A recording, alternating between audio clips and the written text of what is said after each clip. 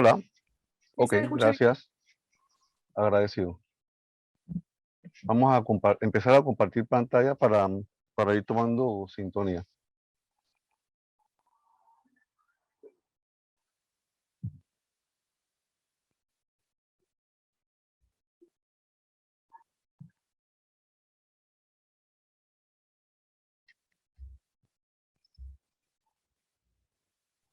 Probablemente me confirman si se está apreciando bien, por lo menos la pantalla.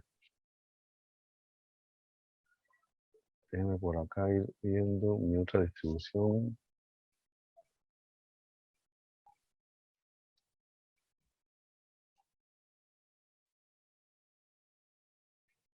Bien, pudiéramos comenzar en todo caso.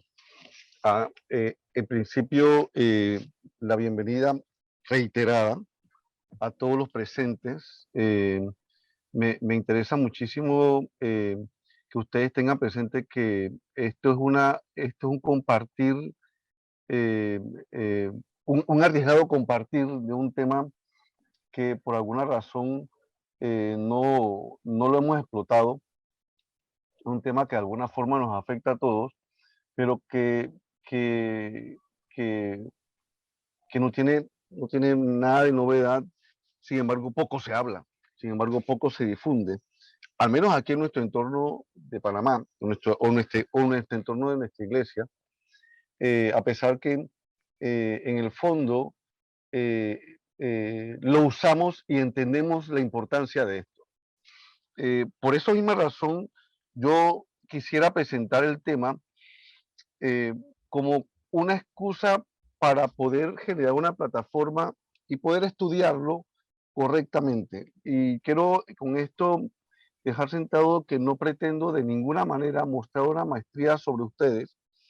Voy a solamente dar unas líneas guías para que esto nos ayude efectivamente a considerar un tema y, como dice un poco los objetivos, sensibilizarnos estéticamente ante una situación que tiene mucho que ver con el arte y tiene mucho que ver con la liturgia. Por lo tanto, esto para mí es arriesgado porque no quiero que me vean como el experto, primero que todo, pero tampoco quiero que veamos como que esto no hay nada que decir.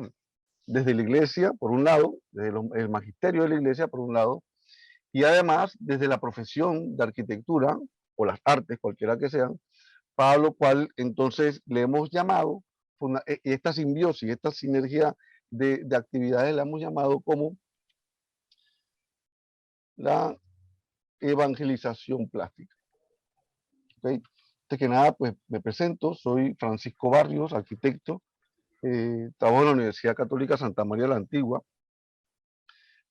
También contamos con alguna experiencia en la participación de iglesia a partir de la misma Comisión Arquidiocesana de Liturgia a la cual pertenecí por un tiempo bastante importante bajo la dirección del padre Rómulo. Eh, Además contar con que eh, se divulgó mucho a partir desde la liturgia, que es lo que en función de este término mucho aprendí de él, pero también aportamos los temas de cómo la liturgia y la arquitectura tenían un camino común. Es más, como el arte era una plataforma que utilizaba muchos sus recursos para favorecer la liturgia y sobre todo el misterio. Por lo tanto, desde hace mucho tiempo hicimos justamente este tema, lo desarrollamos en la Arquidiócesis de Panamá. En 2004 nosotros desarrollamos este tema y lo compartimos. Eh, nos pareció bien refrescarlo para esta vuelta y a pesar que se había propuesto para Cuaresma, fíjense cómo es la cosa, para Cuaresma de este año, por múltiples incorporaciones de la pandemia, por la necesidad también de divulgar un poco este mensaje, luego de algunos inconvenientes, pues quedó en Pascua y estamos celebrándolo en la Pascua del 2022, este tema de la evangelización plástica. Por lo tanto, me presento pues como tal, pues Francisco Barrios, quiero insistirlo nuevamente, y espero que de alguna forma pueda comunicar el concepto de lo que llamamos nosotros evangelización plástica de una manera que nos permita tener una plataforma para estudiar el arte sacro posteriormente en otras sesiones. Por lo tanto, bienvenidos todos al tema. Formalmente iniciamos entonces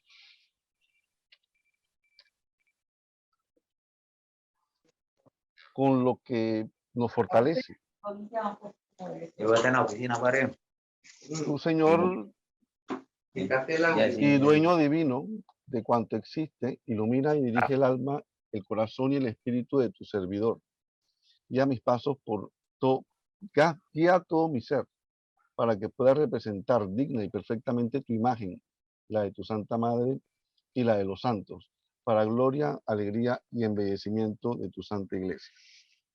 Este es un modelo de oración de los iconógrafos. Lo que vamos a desarrollar el día de hoy, vamos a exponerlo en una estructura de 4 partes.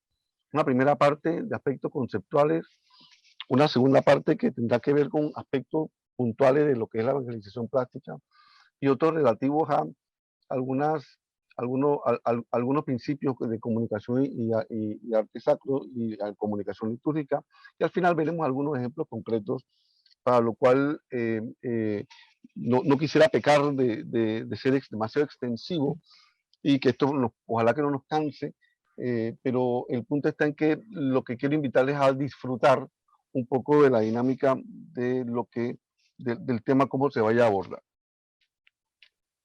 Por lo tanto, comenzamos por esto, ¿no? Primero que todo, la evangelización plástica, en términos de la nueva evangelización, y por otro lado, la evangelización inculturada, pues, además, déjeme dejar algunas guías, ¿no?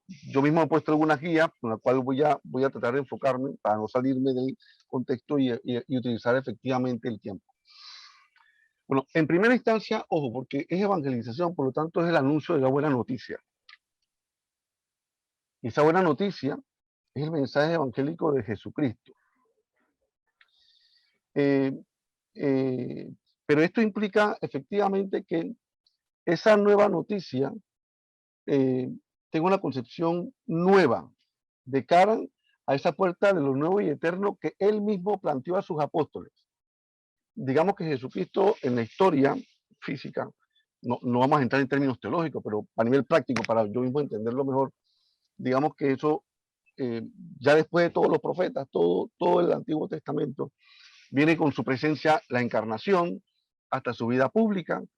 En su vida pública, todos sus gestos y actos, las curaciones, el dominio sobre la naturaleza, que comienza a partir de las tentaciones en el desierto, que tiene todo un contenido espectacular.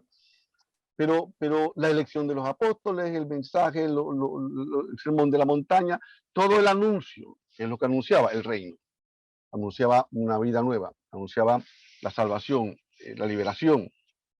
Pero a partir de la detención, básicamente el trigo, que es muerte, pasión y resurrección, a partir de ese momento surge un elemento importantísimo, porque los mismos apóstoles no habían captado toda la vida magisterial de Jesucristo, y a partir de este momento, que es lo que estamos viviendo nosotros, que es la Pascua ahora, todo empieza a tener sentido.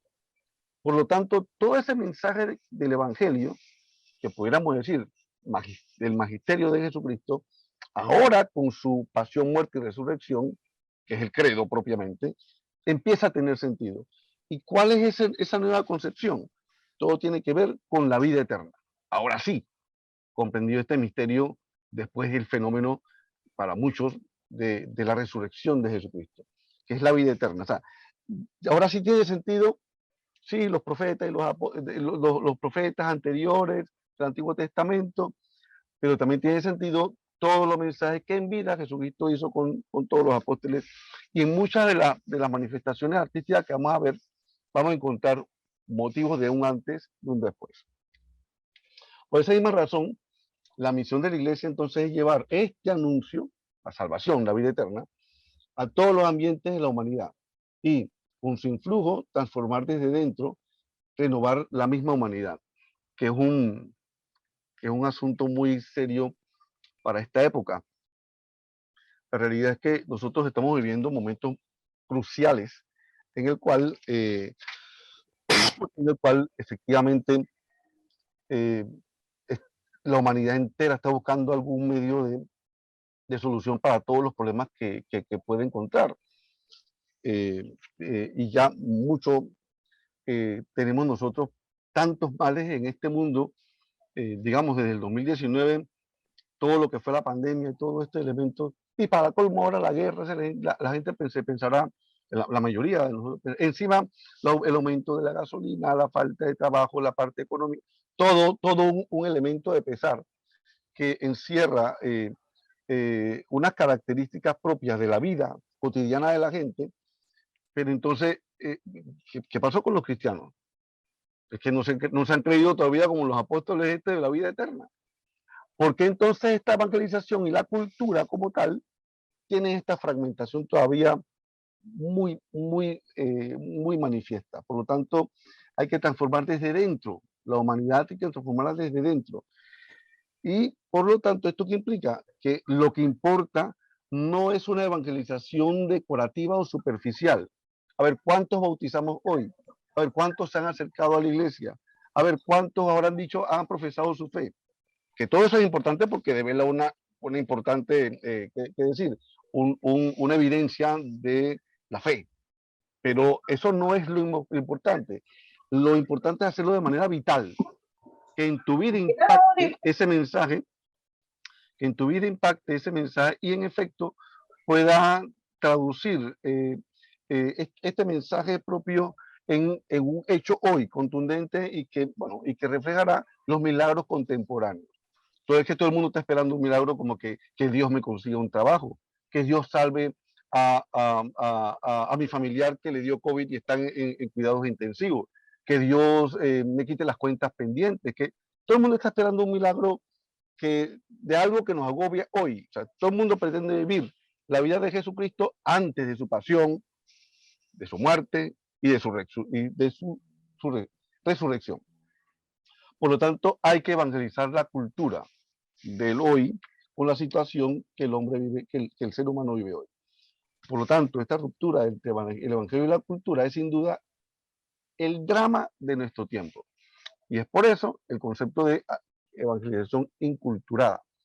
Es decir, yo no puedo llegar como catequista a hablarte de la salvación si yo no estoy claro con quién yo estoy hablando.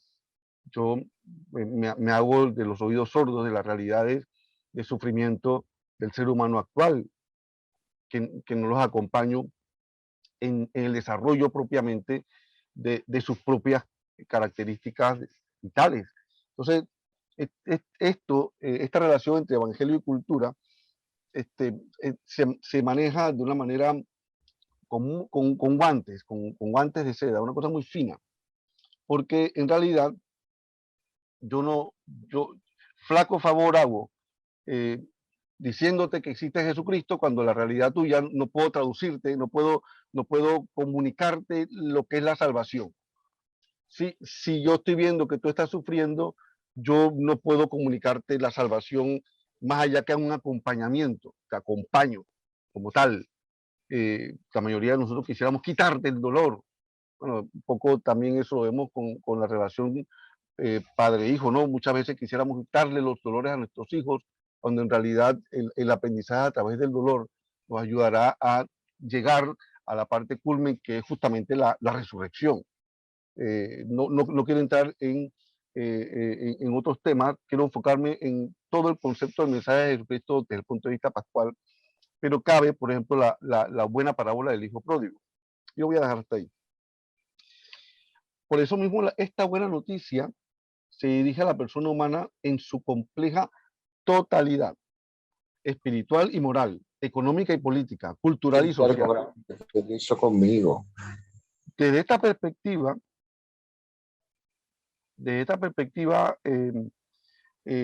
la evangelización tiene retos muy importantes. Entonces, no se duda de hablar de evangelización en las culturas. O sea, hay que evangelizar las mentalidades, las costumbres, los comportamientos.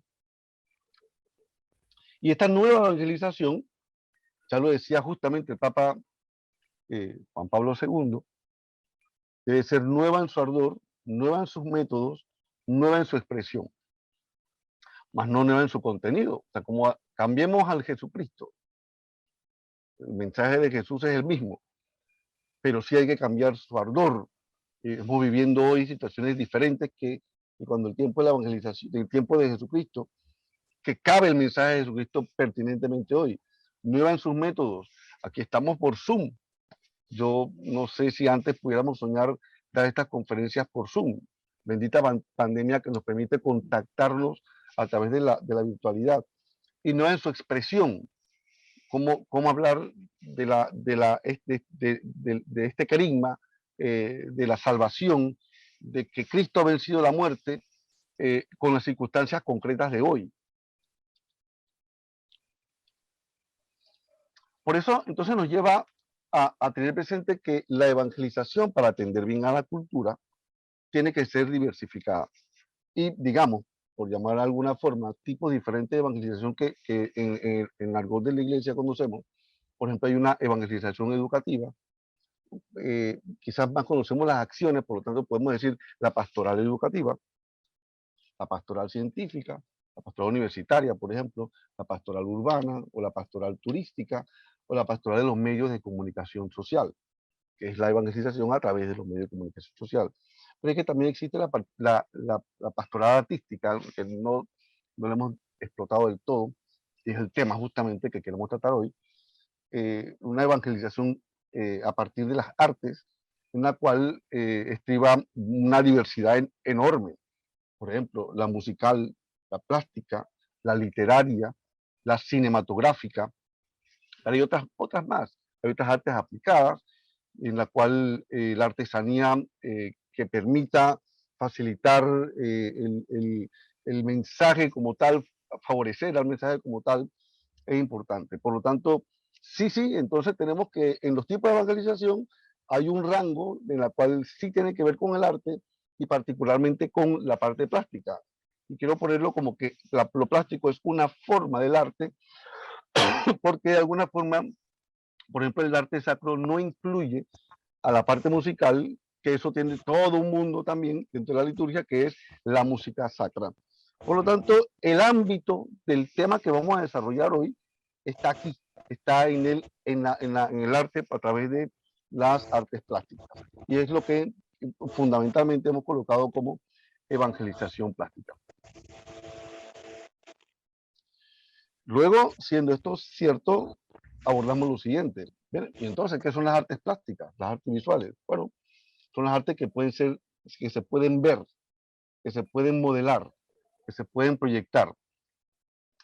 Y genera ahora conflicto, porque en su expresión, como decía Juan Pablo II, por ejemplo, nosotros en arquitectura con nuestros estudiantes planteamos una arquitectura que puede verse, sí, a nivel electrónico, no existe para otra persona, pero la modelamos en modelos 3D, virtuales. ¿Ven? Por lo tanto, se amplía la ventana y el ámbito de esta definición. Es una actividad humana a través de la cual el hombre puede expresar lo inmaterial. ¿Pero cuál es el propósito? Pues crear belleza y suscitar emociones. Y esta puede ser a través de la pintura, la arquitectura, la escultura, y no quiero pensar que hasta aquí es. Yo sé que hay otros límites que pueden ampliar un poco este panorama. El artista plástico y el artista cristiano. Aquí hay una diferenciación, ¿no? Pero vale la pena destacar algunas características para aquellos que comparten la fe, de cuál es la diferenciación entre un artista plástico y un artista cristiano. Básicamente no es ninguna. Yo me niego a pensar que los cristianos somos mejores que los demás. No, yo no creo que esto sea así. Es más, ¿cuál es el alcance de un cristiano? Bueno, dar la vida por tu enemigo, por ejemplo. ¿Estamos dispuestos a eso? Grave contradicción si nosotros pensamos que ser cristiano es mejor. Por lo tanto, por favor, este título que no lo veamos como que una cosa mejor que la otra. Sin embargo, relativo a la producción, sí vamos a ver necesario que necesitamos que entiendan los artistas que tiene un ámbito de la co-creación del mismo Dios. O sea, el mundo necesita de santos, pero también de artistas, decía el Papa Pablo VI en el Concilio Vaticano II. Además, una espiritualidad. O sea, ¿cómo expresar la belleza que emana del misterio de Cristo si el artista no está en contacto interior con Cristo? Y ojo, que hemos tenido ejemplos de artistas que son agnósticos y por contratos reflejan ejemplo de una virtud en el espacio. Por ejemplo, en arquitectura hemos visto varios casos en la cual hacen iglesias que, por Dios, o sea, refleja espectacularmente el ambiente de lo que se necesita para celebrar la liturgia. Entonces, ojo con esto porque hay un ambiente de espiritualidad que tampoco viene de nosotros auténticamente. A ver, ¿quién se gradúa con un rango máximo en notas de espiritualidad de lo que tú estás aprendiendo en el Seminario Mayor San José, por ejemplo, o cualquier seminario de este mundo? O sea, a ver, espiritualidad, si pudiéramos aprender espiritualidad como una materia y teóricamente pudiéramos nosotros ser expertos en espiritualidad, pero ¿cómo yo puedo graduar la espiritualidad que tienes tú, la espiritualidad que tengo yo? O sea, ese es un asunto que en realidad también se lo dejamos a lo que el Espíritu Santo nos pueda regalar por pura misericordia. Pero ante todo, estos tres elementos, o sea, el artista es un co-creador, tiene que haber una espiritualidad en su obra, y además falta un poco de humildad, o sea, ojo, que yo puedo vanagloriarme de decir, este diseño lo hice yo fui el que me quedé horas madrugando para sacar un producto, para tal centro comercial, para esto, para lo otro. El artista cristiano reconoce, ojo, que es un locutor, que es un intermediario, que es un mediador profético, que él tiene, que es una herramienta efectiva para que Dios a través de él pueda efectivamente concretar algo. Ojo que, por ejemplo, el caso de Moisés, que fue el elegido para que en el monte Dios le diera las tablas, cuando le dio las instrucciones para hacer el tabernáculo, no se lo dio propiamente a Moisés, se lo dio a los expertos en estas artes, a Joab y otros más. Es decir, eh, eh, tenemos que reconocer la humildad de que, si bien es cierto que el arte cristiano, el arte sacro fundamentalmente, que es el culmen donde queremos llegar, lo hacemos nosotros, los carnales y mortales, ojo que a través de ti te ganaste el privilegio de que Dios te utilizara para llegar a eso. Es como que una excelente diseñadora de modas se diga que ella fue la que cosió el elemento, o sea, el trabajo de ella fue el diseño, pero el que cosió esto fue una máquina, y la máquina es un simple instrumento. Pues sí, el artista cristiano también se sirve como un instrumento. O es que es diferente en los otros carismas. Bueno, también pasa un poco con los músicos, pasa un poco con los sacerdotes, pasa un poco con los catequistas, pasa un poco con todo el que esté lleno de vanidad. Que quiere decir, por mí se convirtieron tanta gente. Vaya, o sea, por ti. Fuiste un instrumento, hombre. Estos corresponden entonces, el ser co-creador, tener una espiritualidad y conservar, saber conservar una humildad, forman parte de la necesidad de tener un artista cristiano. Ilustración para suavizar un poco la vista. Bien, otro elemento importante aquí es que el arte también es un fenómeno comunicativo y el tema ahora es la comunicación, para entender la función, ¿no?, de qué estamos hablando y para qué sirve. Es importante, claudicablemente, tener presente que es un medio de comunicación. Es probable que tengamos en el foro, entre nosotros aquí, expertos en temas de comunicación. Yo haré una síntesis muy básica, pero para entender que tanto el arte sacro como la liturgia, o sea, el arte sacro lo exige, el arte común no lo exige, pero funciona igual. Hay un elemento, un esquema de comunicación que sirve para justamente intercambiar información. Y ciertamente el arte es un aerópago, un aerópago es, una palabra muy sofisticada, no sé. El aerópago es aquel templo en Grecia donde Pablo dijo, bueno, a ver, ¿y cuál es el Dios aquí? Bueno, este es el Dios tal, el Dios tal, el Dios tal, el Dios tal. Y había una columna o un nicho donde no había ningún Dios. Y bueno, ese es para el Dios desconocido. O sea, el aerópago es como el templo donde los griegos adoraban a todos sus dioses. Y por si faltaba uno, ahí estaba el espacio en blanco. Y aprovechó de eso. Entonces Pablo dijo, bueno, de ese Dios le vengo a hablar, del cual ustedes no conocen. Pablo, cual entonces, Pablo muy puntualmente supo aprovechar un nicho de una manera muy inculturada y Schwartz pudo hacer entender a los griegos este tema, ¿no? Por lo tanto, el arte es un aerópago donde con toda seguridad la iglesia siempre ha estado presente, pues siempre ha existido una alianza fecunda entre fe y arte, entre fe y arte. Es pues muy importante comprender los elementos de comunicación y su aplicación en el lenguaje artístico y en relación con el lenguaje litúrgico, que también tiene una forma de expresarse comunicativamente. Por lo tanto, vamos a unas definiciones muy básicas. Primero que todo, el lenguaje, conjunto de signos para expresar o comunicar algún mensaje, que es lo fundamental. ¿Cuál es el mensaje? La evangelización, en su etapa de la vida eterna, del credo que nosotros profesamos. ¿Cuál es la comunicación? Pues el proceso de que ese mensaje llegue de un origen a un final, para lo cual puede ser verbal, puede ser no verbal, puede ser escrito o hablado, puede ser no verbal, utilizar signos diferentes a las palabras, o puede ser con símbolos, con signos, con gestos o imágenes. Estas pequeñas palabras voy a solamente señalar unas definiciones básicas, muy básicas, sin profundizar nada, para efecto de que veamos que son parte del esquema de comunicación. Signos, pues eso, representan la idea de una cosa. Símbolo son signos convencionales por analogía y unificación. Fíjense que no es la misma cosa signo que símbolo. Por ejemplo, un símbolo es la bandera. Nosotros convenimos que la bandera panameña no fue así. Claro, nosotros quiero decir cuando se originó todo esto, ¿no? Y por esa convención, entonces, esto representa puntualmente a lo que tenemos. Entonces, es la diferencia entre un signo y un símbolo. Gestos, por ejemplo, expresión corporal como reflejo de un estado emocional o espiritual. Muchas veces expresamos alegría, expresamos tristeza, expresamos odio, expresamos rencor, expresamos amor. En la iglesia no se escapa esto. En la celebración litúrgica también hay gestos y símbolos, gestos de alabanza, gestos de oración, etc. Por lo tanto, es importante esto.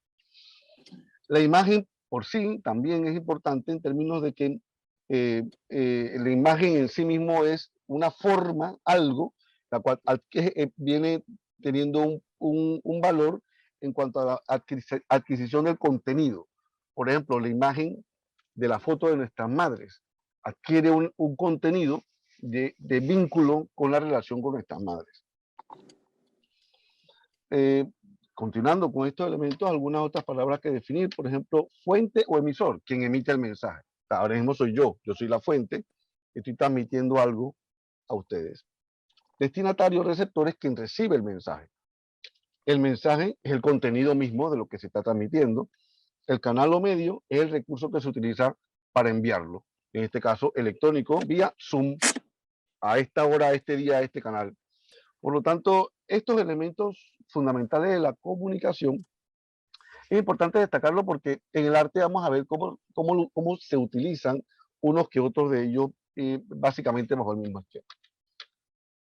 Otro más, por ejemplo, que es muy importante, código. El código es el conjunto de signos empleados según las normas generales del entendimiento entre el emisor y el receptor.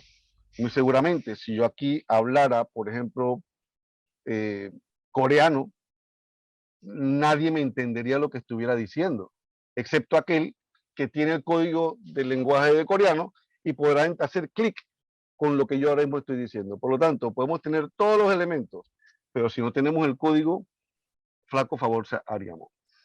Y no solamente eso, sino es que el código ahora hay que también entenderlo desde el punto de vista de las comunicaciones, el código que tiene un contexto, el contexto de la intención.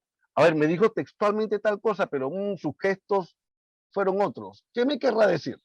En el término de la interpretación.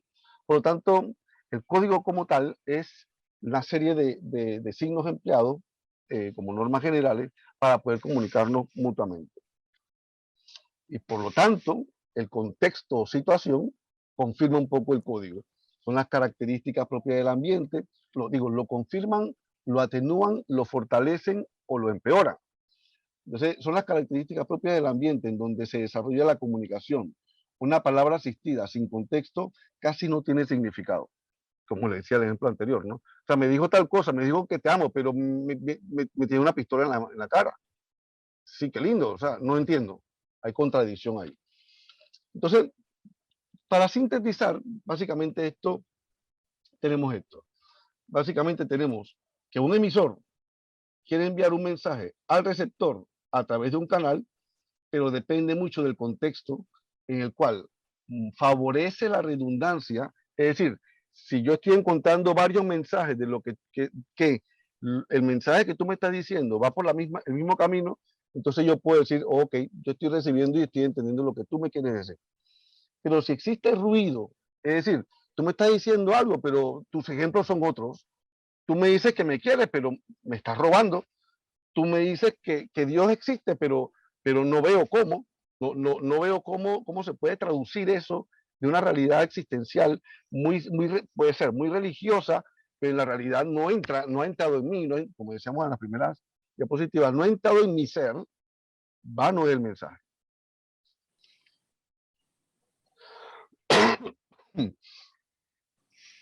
De alguna forma, quisiera ser muy básico y me disculpan que vaya llevando todo esto tan corrido, pues probablemente algún momento más adelante puedan existir algunas preguntas que con mucho gusto, no sé si yo sería el que pudiera estar en condición para responderla. Quiero insistir nuevamente en este punto en el cual estamos, que no pretendo estar aquí como alguien que sabe más que ustedes, sino quiero compartir un guión que nos ayuda a entender el concepto de arte sacro a través de la evangelización plástica. Por lo tanto, otro elemento de lenguaje, ¿no? De comunicación, perdón, el lenguaje litúrgico. Es una cosa sabrosa porque muchas veces vamos a misa, pero no nos damos cuenta que hay un lenguaje litúrgico. Y cuando lo conocemos, lo disfrutamos mucho más.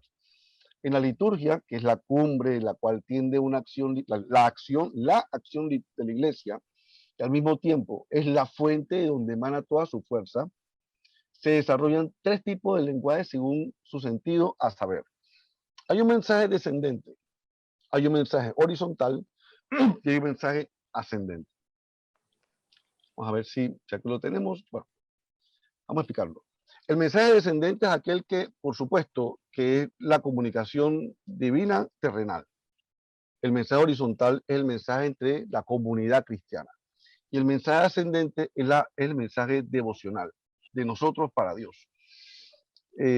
Por ejemplo, una cosa maravillosa que son los laudes, las laudes.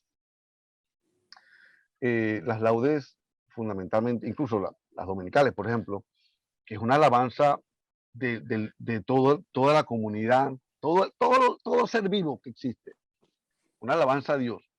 La pregunta sería, ¿Dios necesita de eso? No, digamos que no, digamos.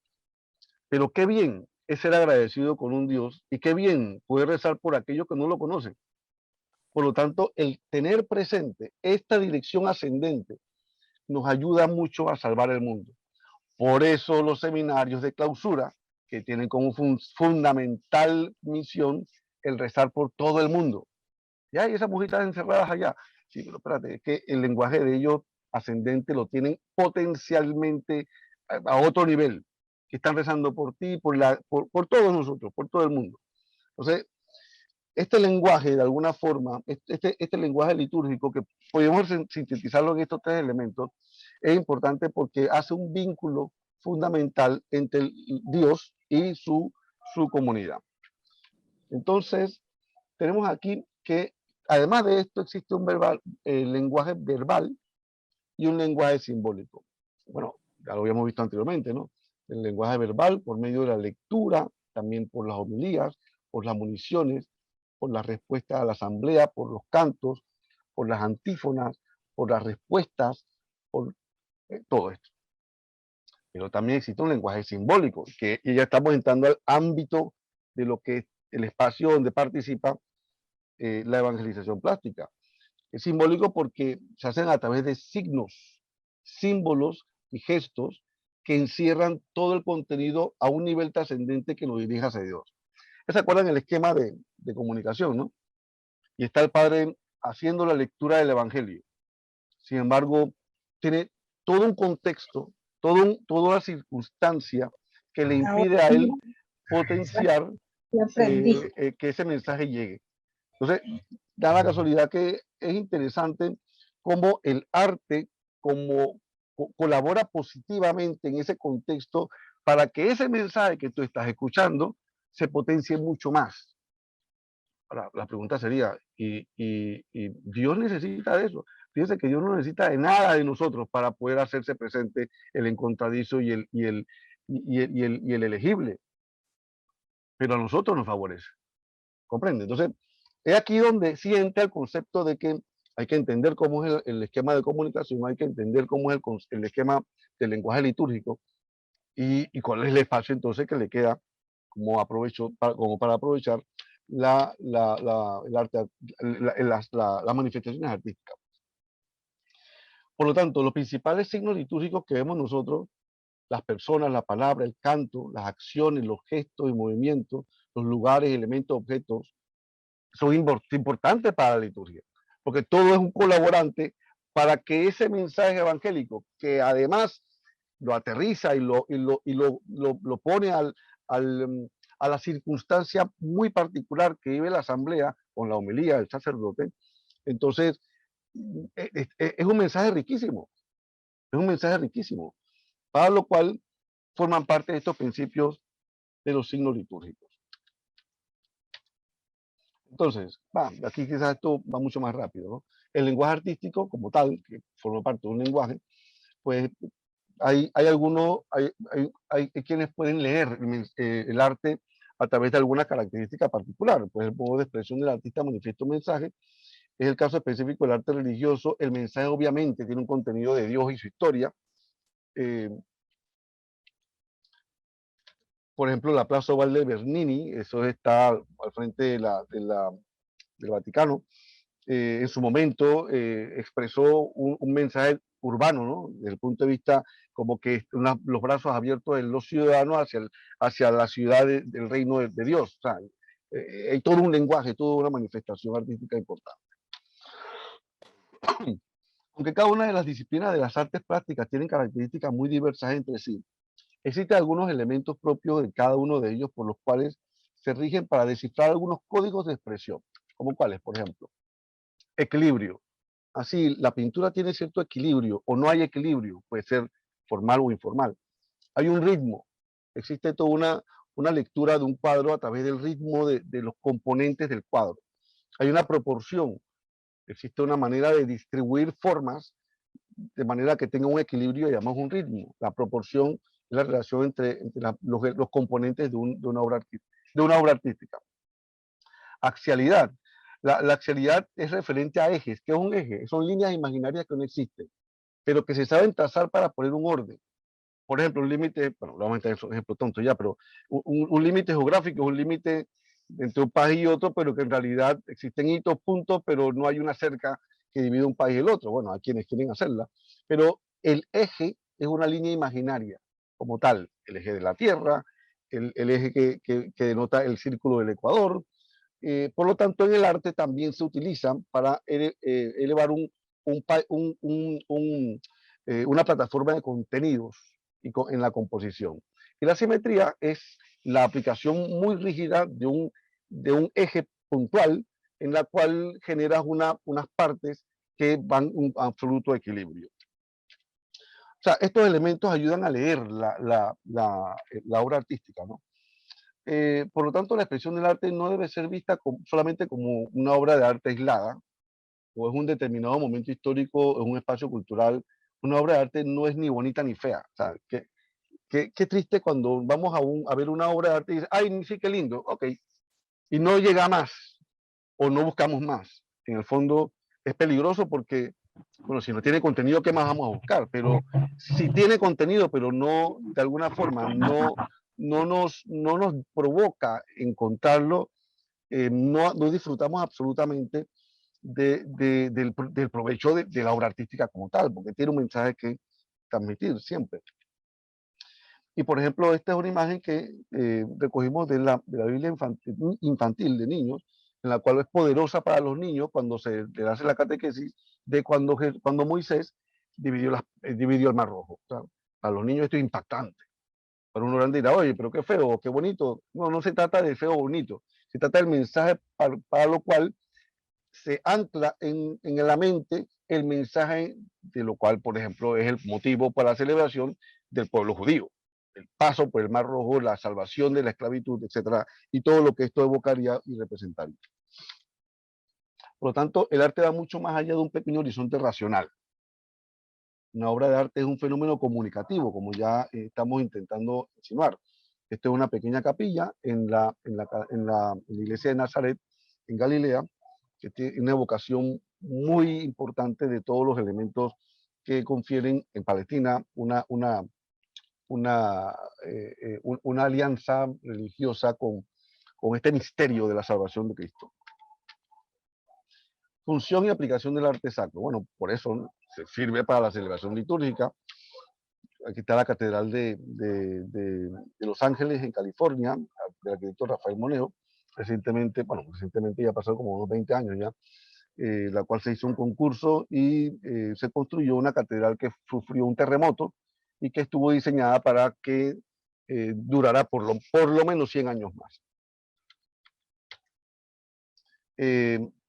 Dijimos acá que es para la celebración, obvio, para la celebración litúrgica, pero además el arte sacro sirve en la liturgia para la contemplación.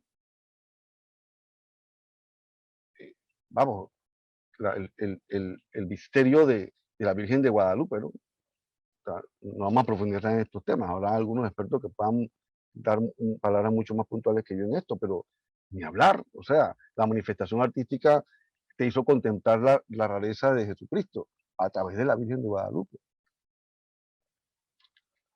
La convocación, la invitación a acercarte, yo te elijo a ti. En este caso particular, la resurrección, ¿no?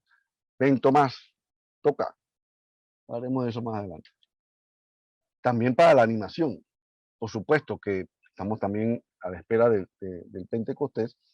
La obra de arte ayuda a generar un ambiente visual en cuanto a estos temas, ¿no? O sea, cómo entender el fenómeno del Pentecostés si no hay nada que visualmente nos ayude a este fenómeno. Bien, también existen amenazas del arte sacro, por supuesto, sí, vemos que tienen motivos, también hay unas amenazas de las cuales vamos a señalar rápidamente. Por ejemplo, una élite de artistas que no baja de su nube. La elitización del artista esto no puede ser, no puede estar en una esfera diferente a la comunidad. A mí me contrataron para hacer esto, así que ustedes denle gracia que estoy aquí ayudándoles a hacer esto.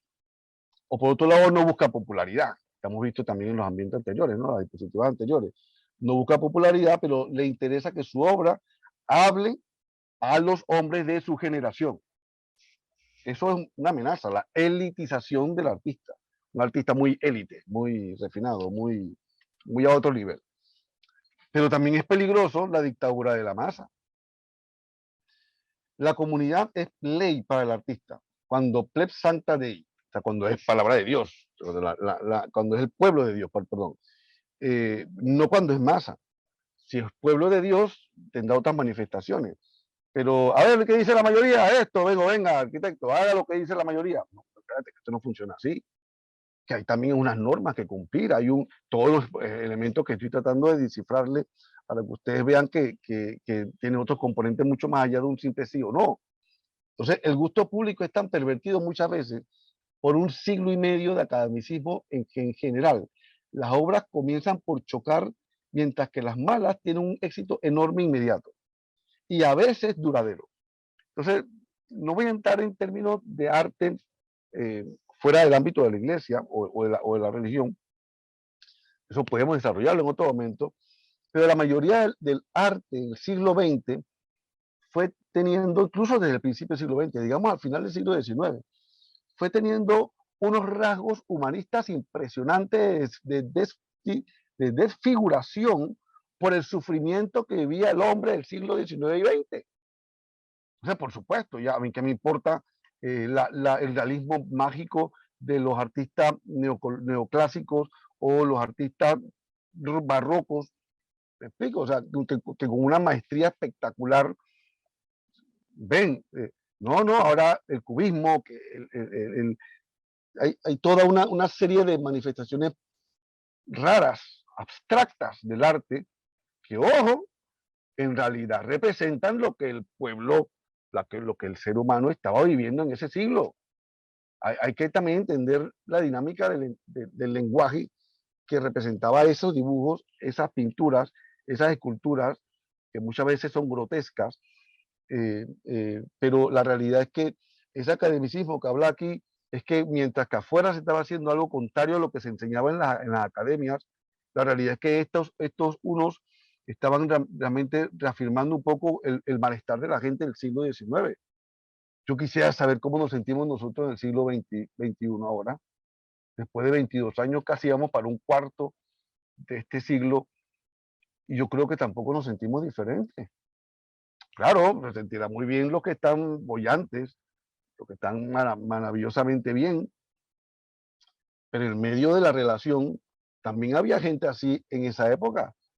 Entonces, si vemos un paralelo de la historia de ese sufrimiento, encontraremos que tiene unas manifestaciones artísticas X o Y, que pueden tener una lectura, pero que de inmediato muchas veces la entendemos con poca intelectualidad o con poca dificultad de ver sus códigos porque no tienen muchos no tienen códigos y son fáciles de lectura, por lo tanto ha hecho una perversión en mucha gente no artista y dice, bueno, sí, mira, esto es abstracto, esta obra de arte es fantástica y lo voy a poner en mi iglesia, el arte abstracto. Hombre, que no tiene nada de malo, ya veremos que ahí, más adelante veremos que hay todo tipo de arte que también se manifiesta, pero ojo que también acá hay contenido. ¿Eh? Por lo tanto, la dictadura de la masa es una de las grandes aberraciones también para potenciar justamente el arte sacro. Y hay una muestra que vamos a ver más adelante, una carta. El esteticismo también. No, que todo tiene que ser bello. La búsqueda de la belleza por sí misma es una desviación grave para la evangelización. Vamos a ver qué es la belleza, ¿no? El decoro en la liturgia implica la búsqueda de la dignidad del hombre, de la humanidad, pero no por imposición. No, pero es que, espérate, esto que tiene que ser así. O, por ejemplo, en una parroquia muy modesta, queremos poner un altar de mármol, porque el altar es lo principal. Queremos imponer de que, calma, prudencia, por favor. Entonces, ¿por qué? Porque hay que buscar la belleza. Ojo, que entonces no estamos buscando a Jesucristo.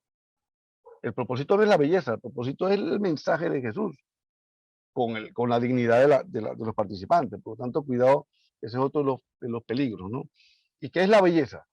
Lo decía Fyodor Dostoyevsky en su obra literaria El idiota. La belleza es Cristo. Entonces, ¿de qué belleza estamos hablando? ¿Eh? Bien, entonces, otro de los elementos es también la primacía del dinero. Bueno, hay dos vías, ¿no? No hay plata para esto. Así que no invertamos aquí porque no hay plata. Dime qué es lo que sale más barato y eso es lo que hacemos. Ojo, que el principio de mayor rendimiento es la base de la arquitectura funcional. Eso es así, ¿no? O sea, la arquitectura debe funcionar bien, por lo tanto, el menos costo posible. Eso está bien. Pero con relación a su máxima economía posible. Sí, sin desvirtuar que muchas veces solo se analiza el factor costo de dinero sin tomar en cuenta otros factores, sin tomar en cuenta la calidad, sin tomar en cuenta la belleza, sin tomar en cuenta el ornato, sin tomar en cuenta la dignidad. En síntesis, como siempre se dice, ¿no? Lo barato sale caro. Tengo mucho cuidado con esto, que un error es el esteticismo y el otro es el economicismo. Son amenazas serias para esto, ¿no?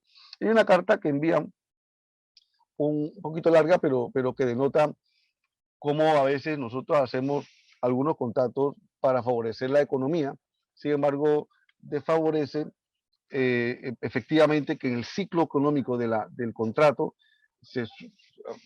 va a promover justamente malos salarios, malas compras, chanchullos por aquí, chanchullos por allá, y de alguna forma se pone de manifiesto que la obra no va, ¿no? Al final dice, agarrarse a todo en oficio del contratista es no pagar a los suministradores, dar salarios bajos, tener peores obreros, engañar sobre todas las cosas, siempre pedir misericordia contra esto y contra aquello. De ahí, Monseñor, que para hacerle, para hacerle ver la impercepción de esta conducta, abandónela. Pues, en nombre de Dios, restablezca la buena fe, encargar las obras a un contratista que cumpla con su deber, será siempre la solución más barata que podéis encontrar. Todo ingeniero militar en 1680. Pero ojo, cuidado, porque también hay otra amenaza, la amenaza del lucro. Entonces, el pago de tus servicios es un derecho a todo trabajador, ciertamente. No obstante, el desproporcionar los honorarios con las necesidades de la comunidad inclementemente pone de manifiesto el verdadero interés del artista o de la comunidad según sea el caso. Fíjense que hay que buscar un balance y un equilibrio siempre, ¿no? Quien rehúsa servir a Cristo en los humildes, sirve al cliente, al dinero, a la moda, a la academia, al vacío, al orgullo. Y hay una ruptura entre el origen de esto, de este precioso momento de planificación y construcción, por ejemplo. Así que el lucro forma parte también de las amenazas de todo este servicio. Por otro lado, también otra amenaza del arte sacro, que es la improvisación, la indiferencia, la inmediatez. Ya lo decía Lucas, ¿no? Tienes que programar tu construcción.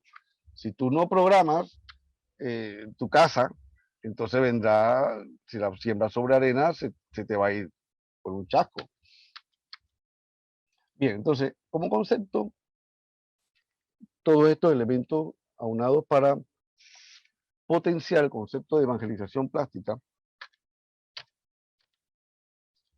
tenemos aquí lo siguiente, ¿no? O sea, el contenido del arte sacro, ¿qué debe tener el arte sacro? Debe manifestar trascendencia. El arte nos ilumina, nos conduce a lo sobrenatural, a lo divino.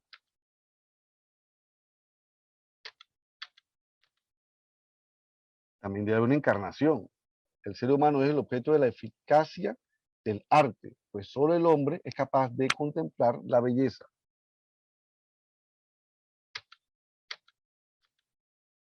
También de la diversidad.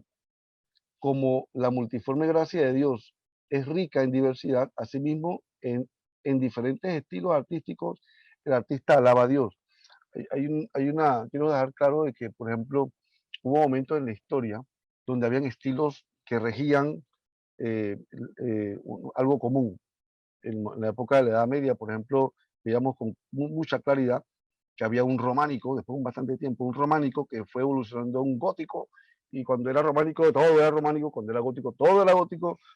Después llegó el Renacimiento y empezó a hacer una cosa diferente, y después llegó el Barroco, y como que nos fuimos así de un péndulo, ¿no? Aquí y acá. Hoy no estamos en esa época. La iglesia hoy no tiene un estilo. La iglesia hoy tiene un propósito, tiene un programa que cumplir. Si bien es cierto, puede ser un estilo historicista, de que ponemos una iglesia barroca, por ejemplo, una iglesia románica, o por ejemplo una iglesia gótica, de lo cual quisiera llamar la atención porque, por ejemplo, nosotros en América Latina, nosotros no vivimos la Edad Media. La Edad Media realmente es una edad, es una época histórica que solamente se vivió en Europa. La Edad Media corresponde al clásico, entre el clásico y el Renacimiento. El clásico fue un punto entre Italia y Grecia, y el Renacimiento fue un momento donde, pues, por los grandes descubrimientos y la caída del Imperio Bizantino, abrió un momento histórico en Europa, y bueno, se aprovechó también, y entre otras cosas, pues llegaron a América, y lo que vimos en América fue por decirlo así, un estilo colonial, que adoptamos del barroco de los españoles de su momento. Por lo tanto, me es de extrañeza cuando de alguna forma aquí defendemos un estilo gótico, por ejemplo, un neogótico. Eso es como una cultura general, ¿no? Como quien quiera hacer una arquitectura tipo chino, o tipo indostán, o tipo árabe, no teniendo el contexto histórico, porque quiero imponer eso. O sea, aquí realmente en América, la iglesia, perdón, no tiene un estilo propio, por llamarlo así. Ojo con esto, porque también me dicen, bueno, pero entonces, ¿por qué la catedral es como es? Porque la catedral es un monumento, porque se hizo en su momento, porque las iglesias que están en el casco antiguo, por ejemplo, o sitios históricos, estuvieron así porque así fueron construidas según su tiempo. Entonces, hoy, lo que quiero defender en este punto aquí es que hoy hay una diversidad.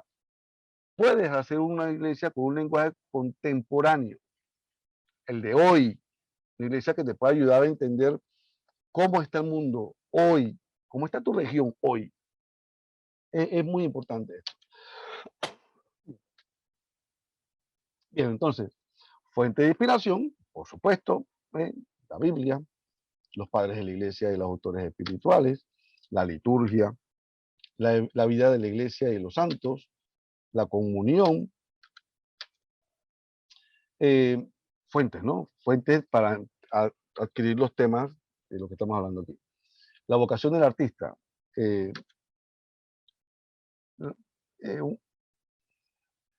eh, no debe despreciar a los fieles. No sé cómo se puede interpretar esto, pero la vocación del artista, si bien es cierto, la comunicación es autónoma, es decir, yo deliberadamente estoy aquí este tiempo para compartir con ustedes un, todo un, toda una cantidad de información que me ha ayudado a formarme a través de bibliografías y muchos cursos. Por lo tanto, es una forma de expresar muy personal. Con esto no quiero decir es decir, que el artista no tenga una forma de expresarse, pero cuidado con el mensaje que estamos expresando, que genere un desprecio a los fieles.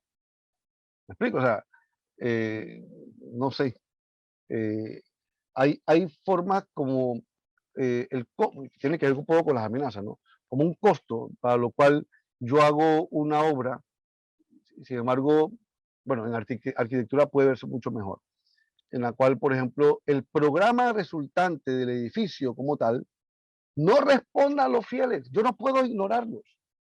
Yo no puedo hacer una obra arquitectónica, una iglesia, una parroquia, un complejo parroquial, que no les permita a los fieles hacer y desarrollar las actividades que de ordinario hacen.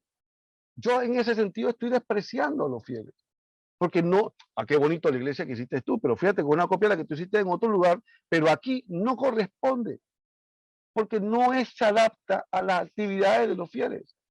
Entonces, la vocación del artista es justamente esto, buscar y satisfacer lo que ellos verdaderamente necesitan. Debe educar a los fieles, por lo tanto, porque a veces que uno no sabe lo que quiere. Sí, pero por lo tanto hay que hacer encuestas, hay que traducirlo, hay que hacer lecturas, a ver ustedes qué hacen, compartir con ellos, a ver cómo ustedes desarrollan tal cosa. Bueno, usted pudiera hacer esto mejor, pero yo no puedo ignorar lo que ustedes hacen. Entonces hay que educar a los fieles. Ojo, y no como que yo sé más que los fieles, el artista, ¿no? Sino como que con una mirada desde afuera puedo opinar también. Puedo opinar también. Debe estar al servicio de la belleza, por supuesto, y debe practicar el arte de su época. No me siento contento con una obra arquitectónica en un lugar completamente nuevo, pero que representa una iglesia del siglo XVIII. No, pero digo, por el amor de Dios, la iglesia del siglo XVIII se hizo y se construyó para representar lo que en el siglo XVIII se vivía. Hoy, en pleno siglo XXI, debemos expresar una lectura de nuestro tiempo, que aspiramos inclusive a la trascendencia. ¿Qué significa eso en cuestión de trascendencia? Que esa iglesia que estoy haciendo hoy, dentro de 100 años, también me recuerden y que sepan leer quiénes somos los que vivimos aquí hoy. Por eso ser consecuente con esta época. Entrando en el tercer punto, algunas recomendaciones básicas, prácticas, vamos a buen momento. Antes que nada, formación. Por eso abrimos las oportunidades para generar formación también en todos, artistas, arquitectos, sacerdotes, seminaristas, párrocos, obispos, quienes, quienes tienen la función, por ejemplo, que esto es muy vital, tienen la función, por ejemplo, de cuidar los bienes culturales de la iglesia, porque esto es muy importante que las comunidades puedan comprender que la evangelización plástica es para esto es una constante formación de nuestras actitudes, nuestras sensibilidades, nuestro buen gusto por la vida y por el misterio. Una cosa que nos pasa muy cotidianamente, y eso también en el ámbito profesional, es que uno se inspira haciendo, que realmente es donde se denota una falta de comunicación entre un equipo de trabajo. Por ejemplo, lo pongo como un ejemplo para que podamos entender esto. Hacemos un edificio, todo práctico, todo muy bien, y por ejemplo, digo que despreciamos a los usuarios, como por ejemplo, cuando el clima interior de lo que se diseña no se adapta, no es bueno, entonces el cliente requiere buscar un aire acondicionado, por lo tanto mete un split y empieza a colocar cosas y pasa justamente este elemento, ¿no? Destrampa un poco la unidad plástica del equipo de diseño, pero que si el equipo de diseño no contempló eso al principio, entonces forma parte de esta sensibilidad, tanto el cliente como el equipo que va a hacer un servicio, ¿no? Por lo tanto, formación, no solamente del pueblo de Dios, de los fieles, formación de los artistas también. No basta con una mera información, ojo, porque estamos en una época donde, yo lo bajo de internet, ahí está todo, chévere, ahí está todo. Ok. Sino aceptar con gratitud la obra de arte que se gesta en cada uno de nosotros y con nosotros. También tenemos que es importantísimo la planificación, y sobre todo los tiempos parroquiales, planificación participativa. Y ojo con esto porque es participativa porque Dios nos hace partícipe de su obra. Esto no es un asunto del constructor, del arquitecto, del contratista, es un asunto de todos los que participan de ese proceso, que de hecho es un proceso de conversión parroquial incluso fuerte, un proceso de construcción de templos, una cosa, un momento maravilloso, donde se ven también discusiones, peleas, acuerdos, toma de decisiones, todo, y también se ven cómo un objetivo se va cumpliendo. Por lo tanto, esto no se hace por la buena voluntad, esto también se estudia y se practica, se hace a través de una planificación. La iglesia tiene muchísima experiencia en la planificación participativa. Es más, la diócesis, la arquidiócesis que tenemos, la iglesia panameña, siempre ha tenido en toda y ahora tengo un momento parecido, un momento de planificación. A ver, ¿qué pastorales hacemos énfasis? Hay pastorales, hay pastorales, pero ¿cuáles son las prioritarias? Las que vamos a enfocar, pastoral juvenil, la pastoral. ¿Explico? O sea, hay que planificar. No podemos ser improvisados. Por otro lado, esto implica una mínima organización interdisciplinaria entre el artista, el clero, la gente pastoral, los fieles, la sociedad. Es igual en Corintios, ¿no? Hay un multiforme, gracias a Dios, cada uno es como un cuerpo, cada uno hace lo que le toca. Y fundamentalmente esto es importante porque esto genera participación. Diapositivas atrás, yo les mostré, por ejemplo, la Catedral de Los Ángeles. La Catedral de Los Ángeles, por supuesto, Los Ángeles, California, millonarios, Hollywood. La catedral, por efectos prácticos, económicos, no tuvo problema de conseguir dinero. Pero fíjense, lo interesante de esto es que hubo momentos donde el pueblo de Dios de California dijo, oiga, obispo, espérese, pero yo no he donado, a mí usted no me pidió. ¿Y con qué derecho usted a mí no me pide? ¿O es que mi plata es menos importante que la plata de los millonarios? Y cosa interesante porque se tuvo que abrir el compás para que la gente participara también en las donaciones. Es decir, esto no es un asunto de camarilla, petit comité, o sea, claro que sí, hay un comité de planificación, comité líder, comité pro obras, voy a ver, pero en realidad debe estar abierto a toda la comunidad para el crecimiento, dicen los obispos de Estados Unidos, hechos de piedras vivas. Que lo importante no es el templo que se está construyendo, sino la comunidad que participa de esto como excusa para crecer también. Por lo tanto, hay una mínima organización interdisciplinaria. Y como una máquina, ¿no? Que todos somos importantes. Entonces, ayuda a disipar la inmediatez para aquellos que no tienen una mentalidad visionaria. No, pero ¿para qué planificar? Bueno, mira, lo que pasa es que si no hacemos esto, puede suceder esto y aquello y allá. Y el visionario podrá ver y anticipar cuándo podamos tener una necesidad, por lo tanto, hoy aportar para efectivamente evitar a posterior otros defectos. Y eso ayuda a que esa inmediatez, a lo rápido, cógelo con calma, planifiquemos y actuemos, eviten errores y conflictos a posterior. El manejo del tiempo es una cosa importantísima. Por eso un verdadero aporte es la concreción de la pastoral de conjunto. Es decir, hay pastorales y pastorales por todos lados, pero la pastoral de conjunto, que es la pastoral de todas las pastorales, pues ayuda a disipar esta organización, esta inmediatez, compartir las cargas, no desde el punto de vista pastoral per se, sino desde el punto de vista organizacional de la parroquia como tal. Cada uno tendrá su función y sus objetivos pastorales, pero también hay una estructura en un momento de un proyecto de construcción de una iglesia, por ejemplo. Es que se transforma el cuerpo de parroquial en un proceso de crecimiento importante en sí mismo, ¿no?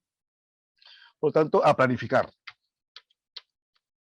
Y por otro lado, por supuesto, una economía, plantea el concepto de la economía de la comunión que ahora se entiende por otros elementos, una economía naranja, que pónganle los nombres que ustedes quieran, pero entender que, por ejemplo, el ofrecer a todos los bienes de Dios se concreta ofreciendo a la humanidad, a la comunidad. Entonces, el compartir de los recursos es importante, pero ojo, que el dinero no es el único bien. También se ofrecen carismas, también los carismas espirituales, también los carismas materiales. Y esto forma parte del inventario en esta economía de la comunión. No, pero es que no tiene dinero, no importa. Aquí importa cuánto billete entra, la cuenta de ahorro. No, espera, pero tenemos que abrir el compás, más cuando estamos en un país como el nuestro, que hay muchas parroquias que en realidad no tienen recursos. Así que ayudarnos activamente. Junto a una buena planificación, la santa paciencia, toda obra artística tendrá una feliz concreción. A celebrar, al final de cuentas, a celebrar, como dice el final de la planificación, ¿no?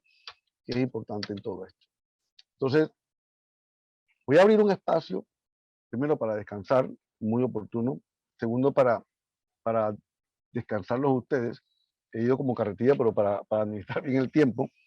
Y también, pues, se abre el compás para comentar. Y quisiera también escuchar cualquier comentario de ustedes relativos al tema, ¿no? Enhorabuena.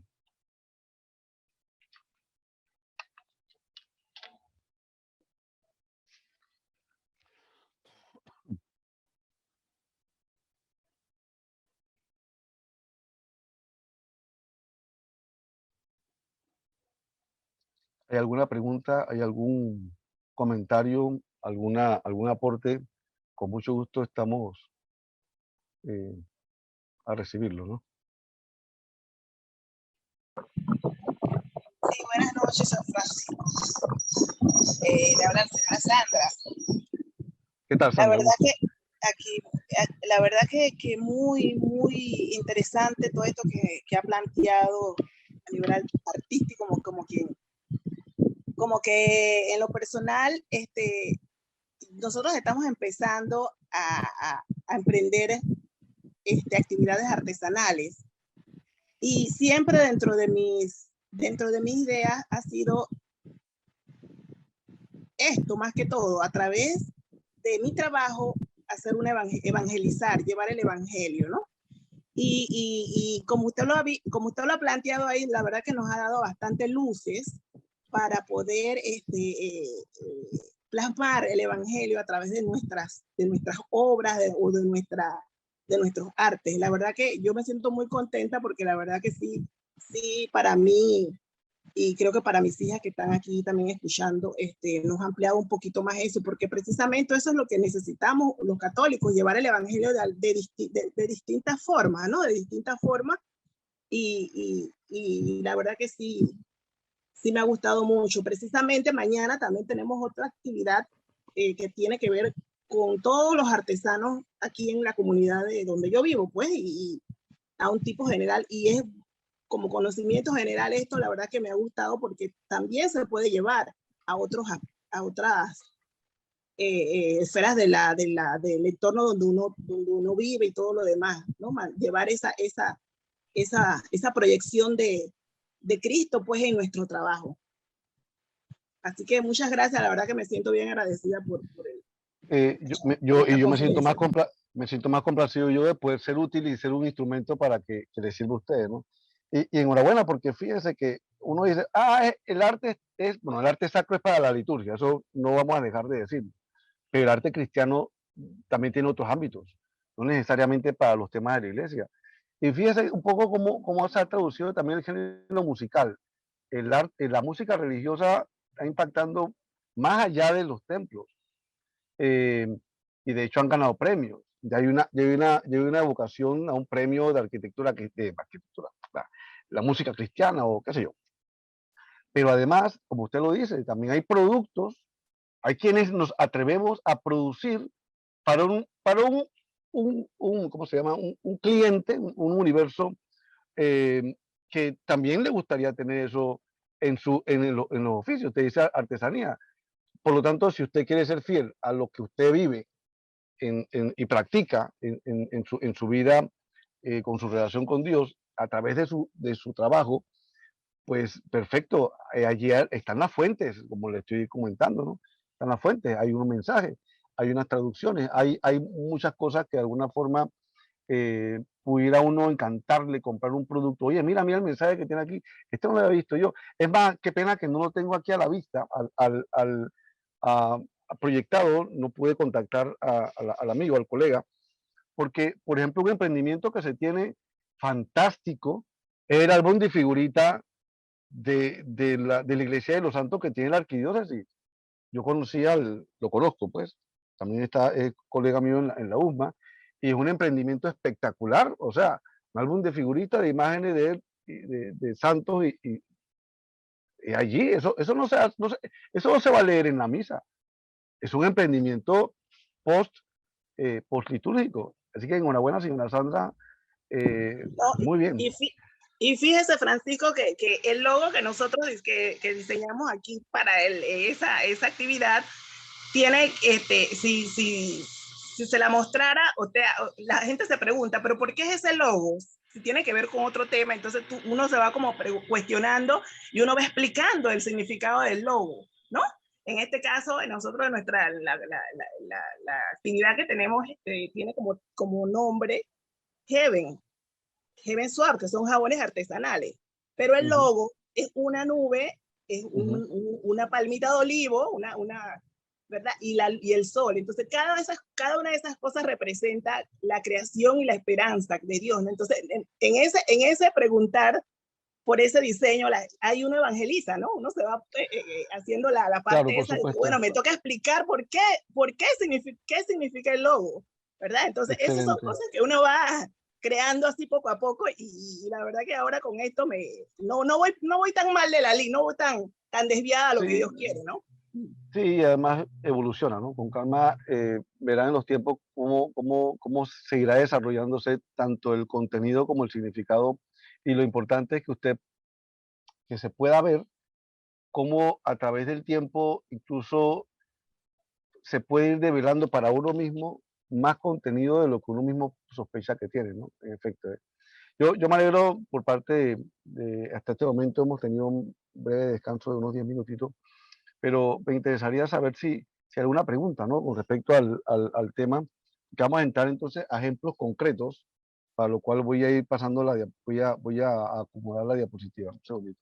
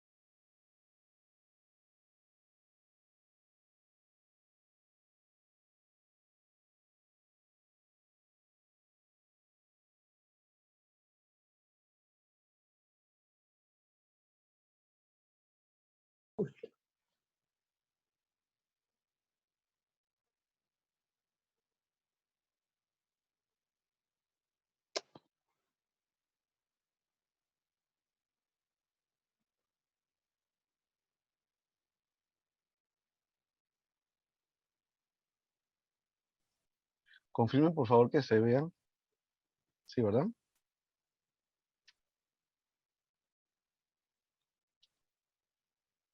Correcto. Se aprecia todo, ¿no?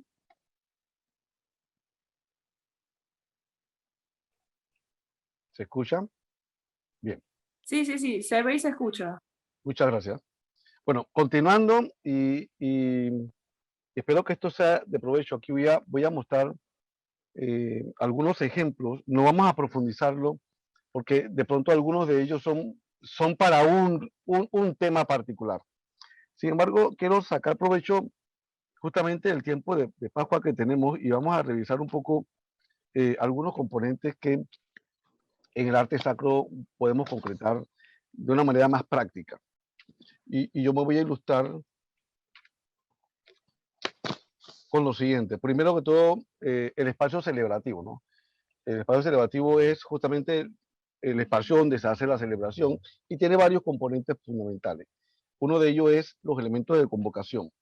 Y la envolvente arquitectónica, es decir, las fachadas como tal, el edificio como tal, forma parte de esta convocación. Vemos nosotros, por ejemplo, una iglesia postguerra en Francia, es un icono de la arquitectura moderna por el arquitecto Le Corbusier, agnóstico, no necesariamente es cristiano. Sin embargo, supo transmitir en su época, 1950, el, la expresión del tema religioso de su momento.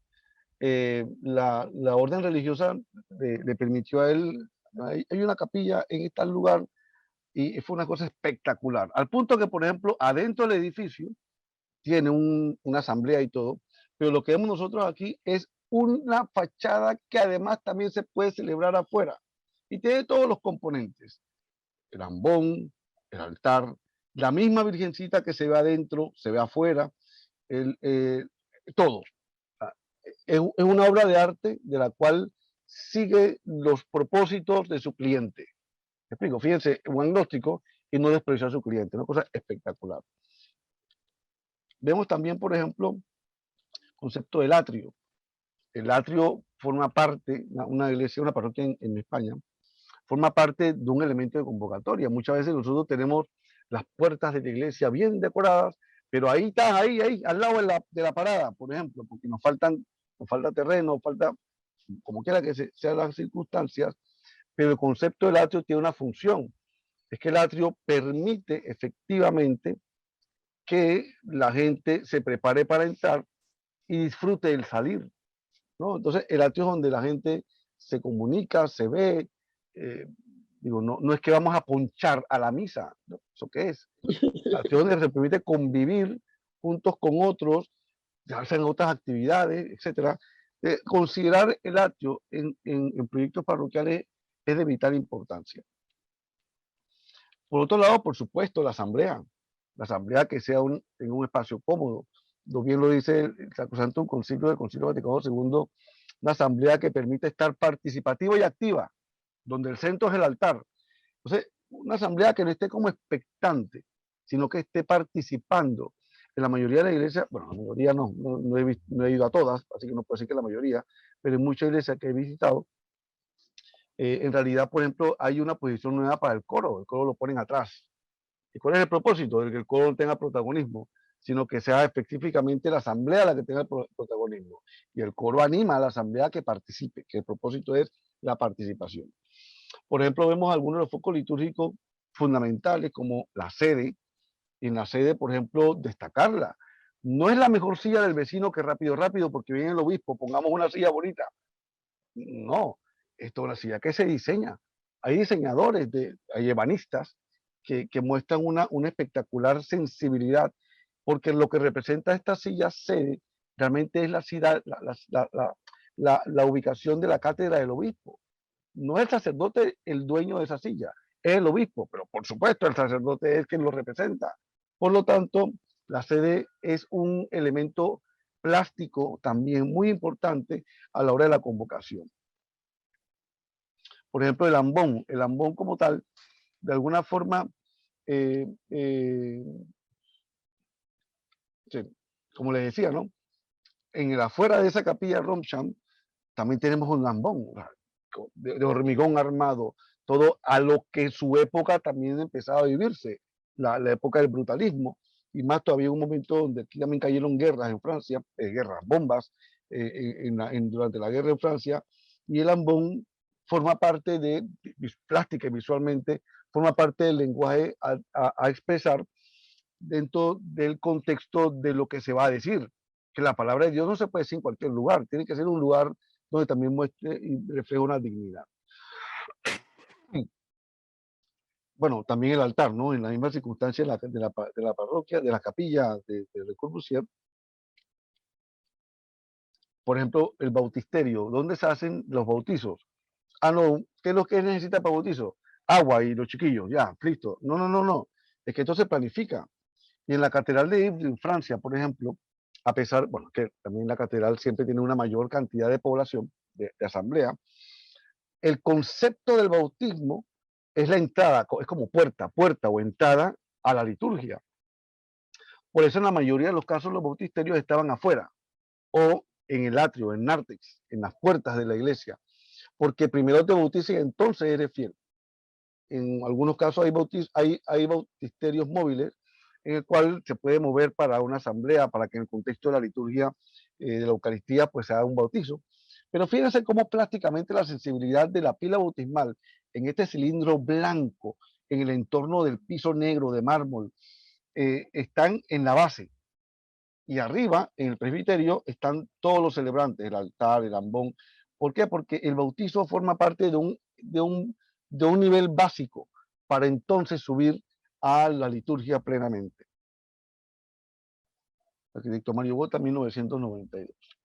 Otros elementos, por ejemplo, el confesionario, que es J de las puertas. El confesionario, así como el bautizo no se bautiza una sola vez, por lo tanto, ya entrado a la iglesia, ¿qué pasa si pecas? Ya, no tienes remedio, chao, no entras a la iglesia. No, no, es que la puerta para los pecadores como yo, pues es la donde se practica eh, el sacramento de la reconciliación. ¿Me explico? O sea, es la puerta de entrada por la cual también muchos de ellos deben estar al principio de la iglesia, porque uno se confiesa, uno expulsa lo que te ensucia para vestirte de la dignidad de hijo de Dios y entras entonces a la celebración. Pero también requiere de un mobiliario, un elemento donde lo que se practica tenga una dignidad. ¿Lo ven, no? Voy a entrar a que quiero explicarlo porque es muy importante, ¿no? Voy a entrar en una serie de cómics que lo tomamos del libro Chapucilla Litúrgica, un, un, un libro muy fascinante porque de alguna forma expresa una crítica a cómo nosotros manejamos la liturgia, pero quiero adelantar que, por ejemplo, los textos son del padre Alberto Aranda, que tristemente se nos fue, espectacular el padre Aranda con la liturgia, pero también el otro padre Serrano que tiene que ver con los dibujos, con las caricaturas que emiten esto aquí, por lo tanto quiero ser fiel y quiero expresar pues que el contenido que vamos a ver ahora próximamente corresponde justamente a ellos, y son de una manera muy básica y breve, y así lo vamos a ver. Por ejemplo, dice, pecados plásticos contra el altar, cuando el altar es provisional, un altar que, bueno, hagamos, ahí se pone y está emparapetado ahí,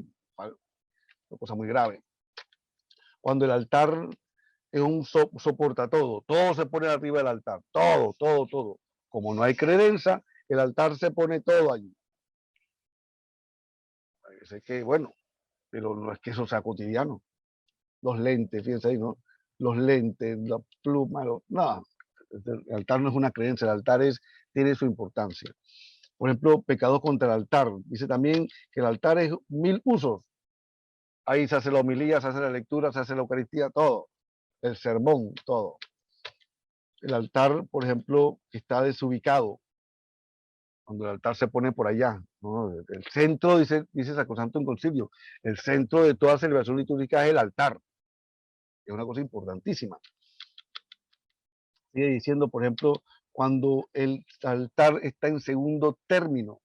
Quiero ser preciso con esto porque a veces en las celebraciones del Vaticano estos elementos a veces pasan, pero hay que tener claro, con toda claridad, que hay una dinámica. En la dinámica, por ejemplo, de la lectura de la palabra, y cuando se pasa la Eucaristía, con mucha sutileza y dignidad, se devela el altar como tal. Entonces, no es propiamente a esto lo que se refiere esta ilustración, ¿no? Pero sí, ahí tenemos muchas veces que el altar, bueno, ahí está, desubicado y en segundo término. Cuando el altar, por ejemplo, está sobrecargado, cuando el altar, por querer ponerlo bonito, ponemos la escena de San Miguel contra el demonio, y ahí transmito la evangelización plástica.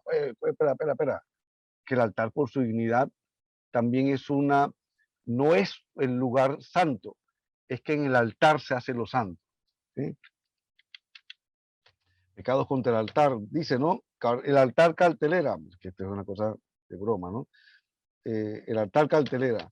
Pecados contra el altar. Seguimos aquí, el altar anaquel. Al frente puede ser muy digno, pero atrás hay funcionalmente de todo. Ahí se guarda de todo. No. También hasta con lo que no se ve. El altar es el altar. Muchas veces, inclusive, debajo del altar se conservan algunas reliquias. Debajo del altar, bueno, lo que igual, indiferenciado, se hace de todo ahí.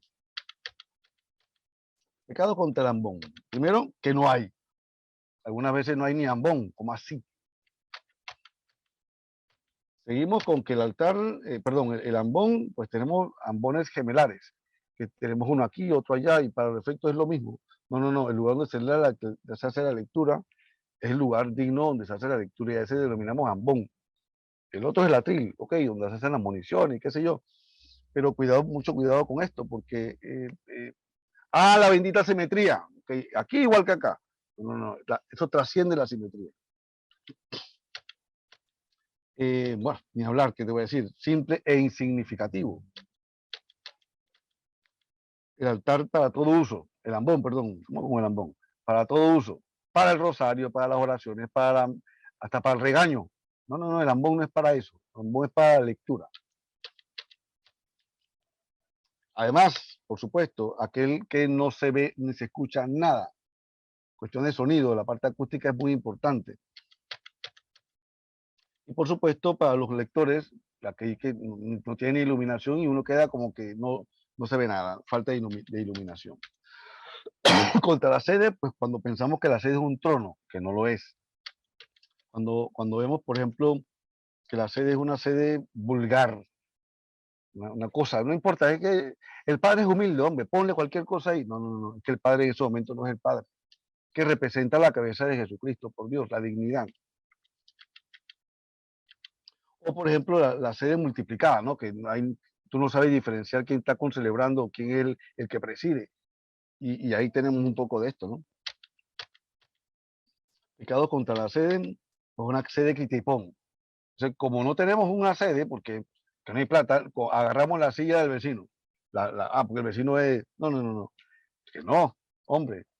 Yo sé que a veces la cosa está dura, pero no podemos transgredir el signo de la cabeza.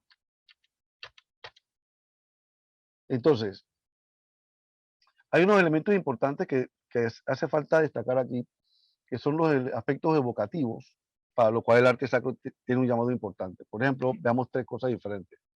Convocar es citar, es llamar a alguien. Oigan, convocamos a una reunión, a este conversatorio, a este compartir. Pero hay otro elemento que es invocar.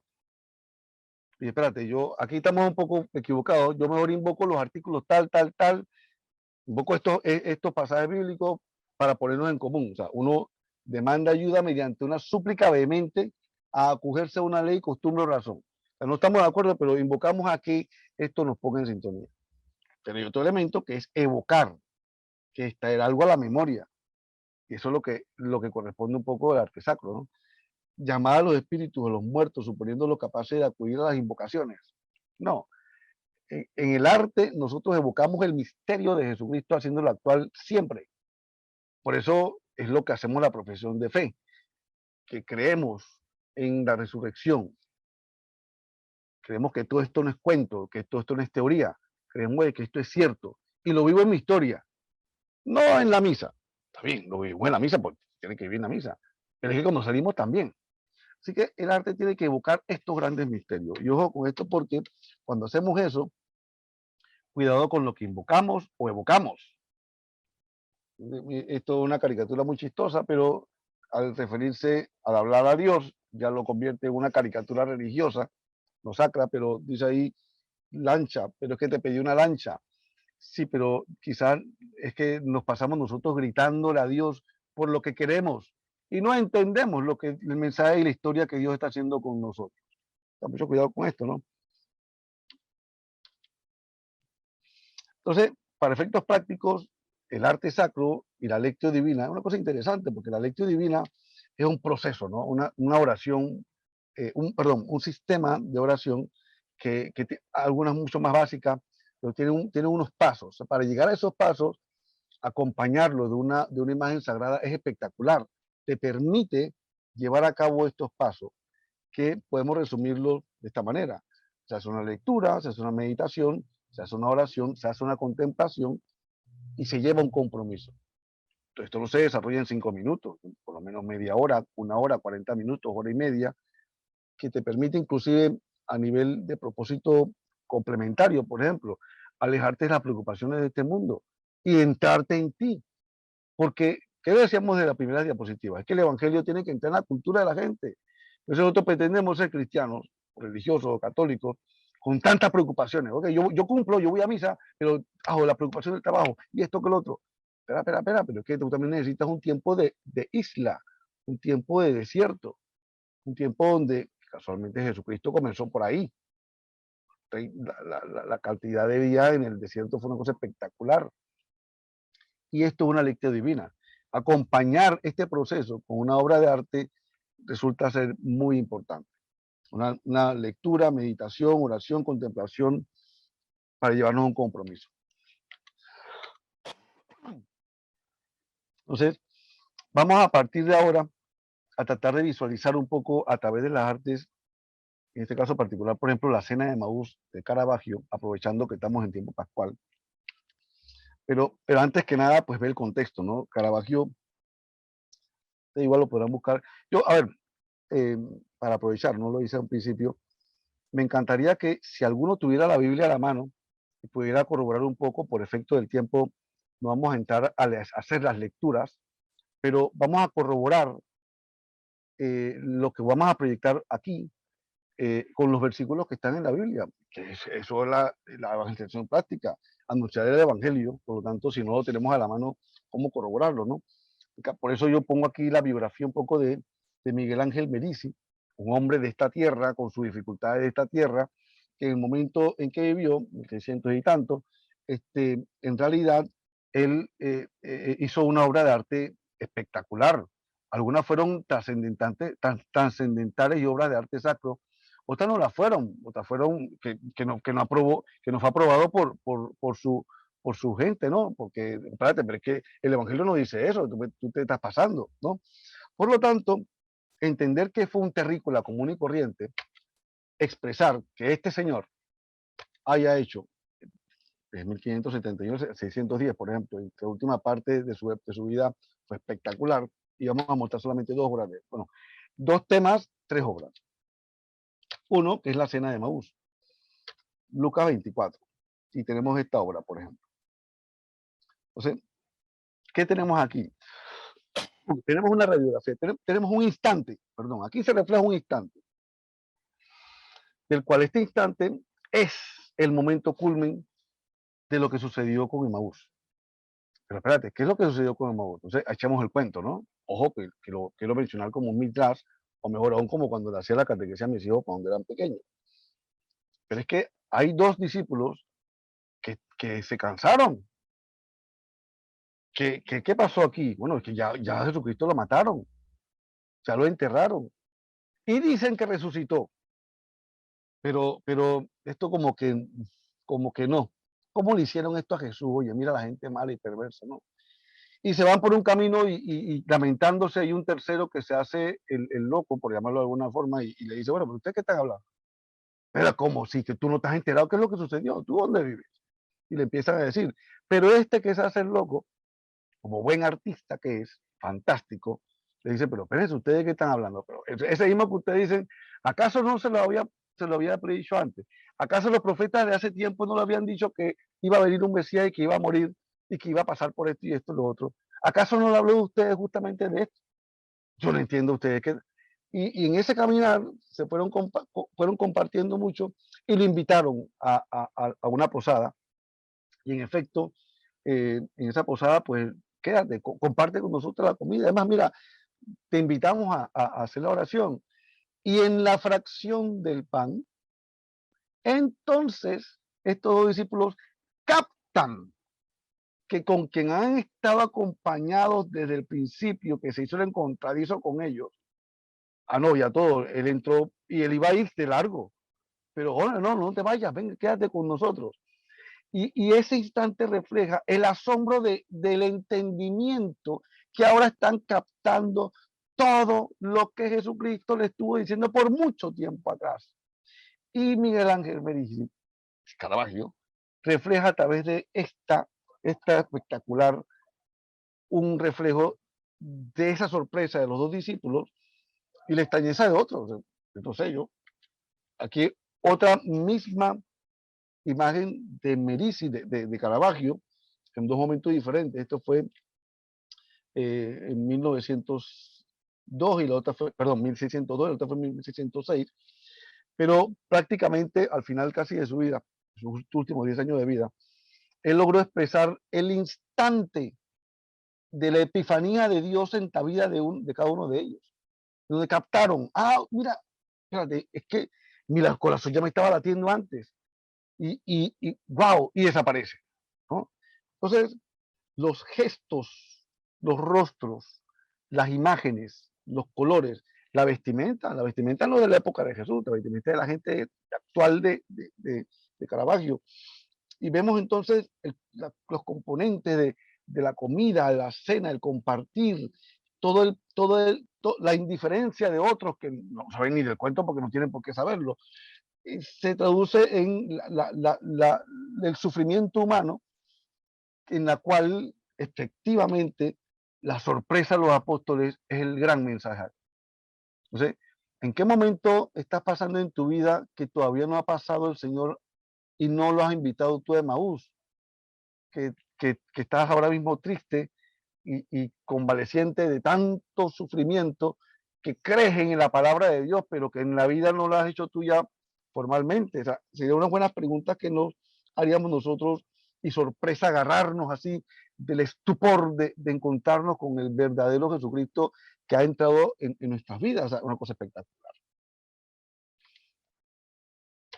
Bien, es que si por un lado, por ejemplo, digamos como el mismo Pedro al principio, o sea, que no quería creer que las mujeres lo habían visto resucitado.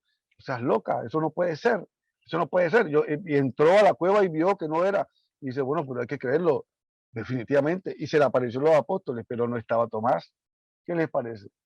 Y encima llegan también los que venían de Maús porque ya estaban cansados y regresan y le dicen, pero Tomás, que sí, que de verdad resucitó. Y le dice Tomás, no, nada, a mí no me interesa lo que ustedes están comentando. Su experiencia a mí no me convencen. A ver, ver para creer. ¿No? Por eso yo le llamo el santo de los científicos, ¿no? Evidencia, compa, si no hay evidencia, nada, ¿no? A lo muy campechano. ¿Qué quieres evidencia? Venga, venga, mira cómo le agarra la mano y entra. Entra en el misterio, Tomás.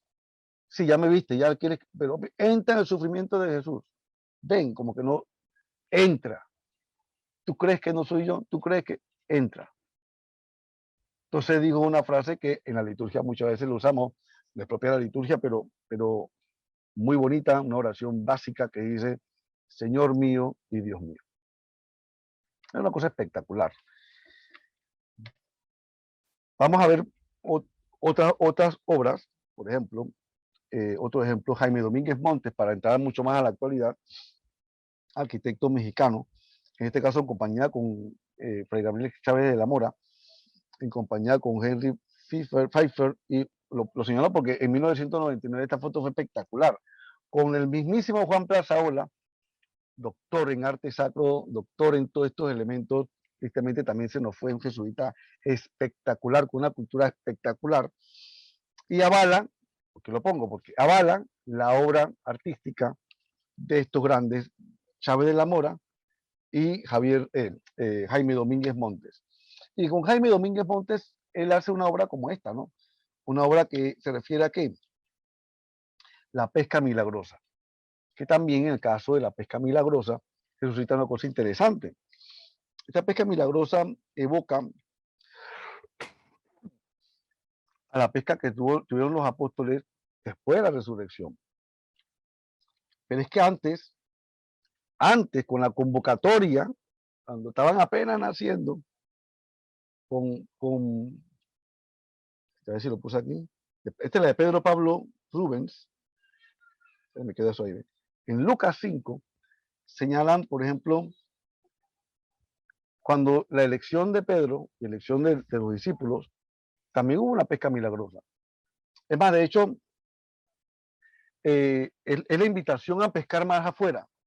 Hey, venga, llegó a la barca, se sentó y le dice, venga, pesca más afuera. O sea, le dice un carpintero a un pescador dónde pescar. Qué desfachatela de Jesucristo, ¿no? Pero en eso, si tú, vamos pues, ya que tú has hablado tanto y la gente te sigue, si tú lo dices, vamos pues, voy para allá, tú le haces caso. Y resulta ser que la barca casi se rompe, las redes casi se rompen por la abundancia de peces. Reacción de Pedro en ese momento que fue, espérate, aléjate de mí, Dios, esto es muy serio, esto no lo entiendo, aléjate de mí porque no, yo soy muy pecador. Primera profesión de fe. En la profesión de fe actual, la reacción de Pedro es diferente. O sea, aparece Jesucristo, hey, ¿qué tal? ¿Cómo le va? Pesquen. Y nuevamente la abundancia de peces. Y en este momento Pedro reacciona diferente. Ahora en este momento Pedro se viste. Ya no se sienta aparte y se dice, y se aleja.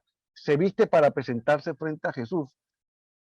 Y ahí donde la imposición de la primacía de Pedro, ¿no? Y el efecto es diferente, el concepto es diferente. Hay donde aterriza y dice, wow, o sea, me recuerda cuando aquel momento me llamaste. Ahora yo entiendo esto de pescado. Ahora entiendo esto de pescadores de hombres. Por supuesto, ya habían salido de Jerusalén, ya habían llegado a Galilea, ya habían llegado a sus oficios, a los oficios que de ordinario tenían ellos. Bueno, hay que comer, somos pescadores, vayamos a pescar, pues. Y le recuerda a Jesucristo, espérate, pescadores de hombres. Es muy importante la obra de arte porque profundiza el misterio como tal y colabora con la catequesis plástica casualmente. Pero Jaime Domínguez Montes tiene otros elementos fundamentales. Nosotros vamos a vivir ahora el tiempo del Pentecostés, para lo cual muestra esta proyección de su manera de expresar el Pentecostés, de una manera muy abstracta, pero fabulosa, ¿no? Los hechos. También muestra, por ejemplo, este elemento que es el culmen, el Cristo Pantocrátor, el todopoderoso, el que verdaderamente es el triunfante de todo, el que ha vencido la muerte, el cual se anuncia en el querigma, aquel que ha muerto por ti, que ha dado la vida por ti, aquel que verdaderamente murió, descendió a los infiernos, rescató y regresó hasta arriba, y ese es el mismo ayer, hoy y siempre. O sea, ese es el motivo de la nueva evangelización, para lo cual hay diferentes maneras de expresar este Pantocrátor. Por ejemplo, en este caso particular, el artista Kiko Argüello ha tenido para la convocatoria en el contexto de las comunidades neocatecumenales un montón de versiones del Pantocrátor a la mejor usanza de los iconos bizantinos. Vemos esta, por ejemplo, diferente. Vemos esta, que es la corona mistérica, donde se encierra todo el misterio, enfocado como principal desde la anunciación, el bautizo, todo el misterio de la vida de Jesucristo, pero en la cual se evoca lo principal, es el Cristo sobre todas las cosas, que tiene un lenguaje y un código muy, muy particular de los iconos bizantinos y que evoca un mensaje, el mismo mensaje de siempre de un Cristo triunfador de todo. Por lo tanto, si Él abrió la puerta del cielo, es para que tú y yo también entremos. Por lo tanto, ¿cuál es el miedo de vivir la vida que tenemos hoy? Entonces, la corona mistérica, nuevamente del mismo autor, de Nico Argüello, pero es que él es un fiel seguidor de la cultura bizantina, que se veían en los tiempos de antes. Esto no es una cuestión de creatividad, es una cuestión de fidelidad a un código establecido. Este es el Pantocrator, por ejemplo, de la iglesia de San Clemente en Tajul, España. O este otro, por ejemplo, en la catedral de Cefalú, en Sicilia. O, por ejemplo, estos son en lugares específicos en la iglesia, o sea, en el ábside, en el lugar más específico donde se corona, en la composición de un espacio celebrativo donde ocupa el espacio de Cristo vencedor de todo, ¿no? No es el mensaje de Jesucristo en la cruz, perdedor, que a veces muchos lo queremos ver como que el pobrecito, el que sufrió. No, no, es que sí, él fue el que sufrió, el pobrecito, pero que también murió, descendió a los infiernos y subió al cielo y está sentado a la gloria del Padre para poder ser el gobernador de todo. Y que existe y que es cierto y que también nos invita a vivir de esa misma vida eterna. Por lo tanto, fíjense la importancia en la ubicación de un templo. Y por si acaso, aquellos que no tenían ninguna cultura, el tema de la inculturación, ¿no? Pues lo hacíamos visible para que la gente lo entendiera desde las fachadas, con las iglesias románicas, el Cristo vencedor como un tema fundamental, la salvación a través de la resurrección, tallado en las fachadas. Pero es que nuestros tiempos de hoy, desde San Juan Bautista de Ojeda, que los tiempos de hoy quizás no exigen los mismos comportamientos. Y a pesar de que el tema es el mismo, en la Catedral de Oakland, la Catedral de Cristo Luz en California, otra catedral que también a causa de un terremoto se tuvo que hacer nueva, y quizás el terremoto que sometió más a la iglesia fue los problemas de los curas y los niños y qué sé yo, y a pesar de eso, que hay que entender que la realidad del momento fue crítica, pues bien, se hizo la construcción de todo el pueblo de Dios, incluyendo los obispos, incluyendo los sacerdotes, y se reflejó una arquitectura contemporánea que reflejaba ¿qué cosa? Que Cristo es el vencedor de todo, con el mismo Pantocrátor en una iglesia contemporánea. Entonces, fíjense, con esto estamos terminando ya, una cosa espectacular, el manejo del tiempo, o sea, la iglesia diseñada al momento de hoy, en donde el espacio celebrativo, afuera, vemos cómo efectivamente también es una luz para la ciudad contemporánea de hoy, una iglesia del siglo XX, perdón, del siglo XXI. Y una cosa espectacular. Bueno, pero espectacular porque obedece a la fidelidad de la planificación de la iglesia.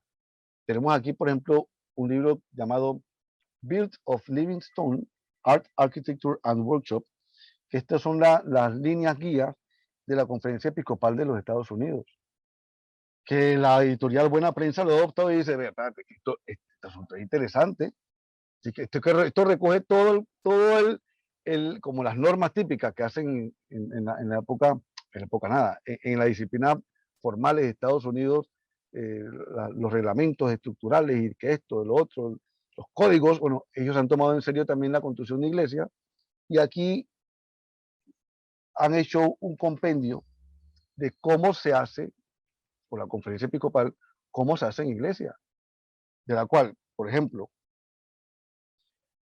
se ha editado para español en la Conferencia Episcopal de México y que de alguna forma pues, es un libro, ahora mismo un libro de referencia. Queremos saber un poco más de todo lo que hemos hablado aquí, entremos a este libro y te dice la explicación de todo, absolutamente de todo.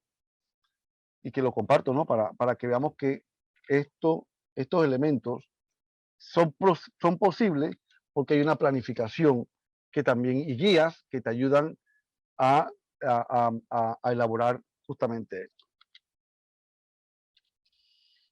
Ok, y llegando a la conclusión, en buen tiempo, hacia una nueva estética cristiana, pues tenemos que enfatizar lo siguiente. Primero, una noble sencillez.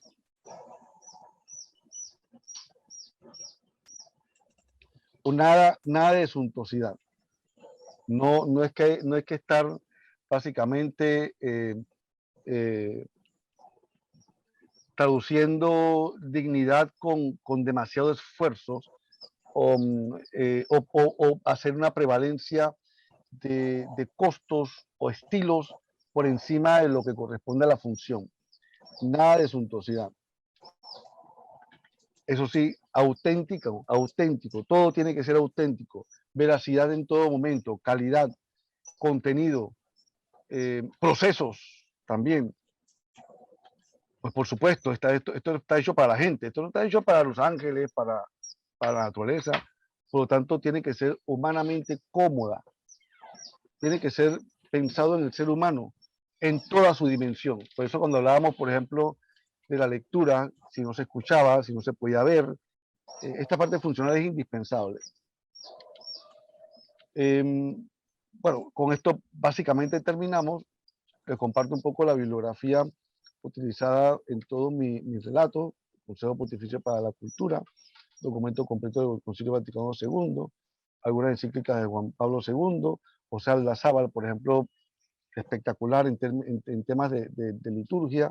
Juan Plazaola, al que me refiero, desde su libro de 1965, que todas las actualizaciones son realmente para actualizar la fecha, pero no el contenido potente que tiene justamente este gran sacerdote que se nos fue. Mauricio Bérgamo, por ejemplo, y otros más, espacios celebrativos, un estudio para la arquitectura de iglesias a partir del Concilio Vaticano II. Y terminamos pues precisamente con estos últimos, el mismo Papa Benedicto, cuando escribió en 2001 Introducción al Espíritu, la liturgia, espectacular, y otros libros más que nos ayudan a entender la conexión del servicio del arte sacro en la liturgia. Con esto yo creo haber cumplido, al menos con el límite del tiempo y de mis propias capacidades, poder compartir algo para beneficio de todos. Por eso, muchas gracias. Gracias a usted, gracias a usted.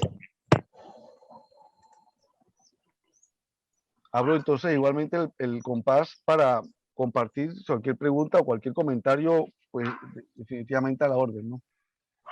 Disculpe, yo quería que me moví en ese momento sobre el libro de arte, arquitectura. Si me lo puede poner un momentito para hacer un screenshot, o eso está online. No, pero sí lo puede.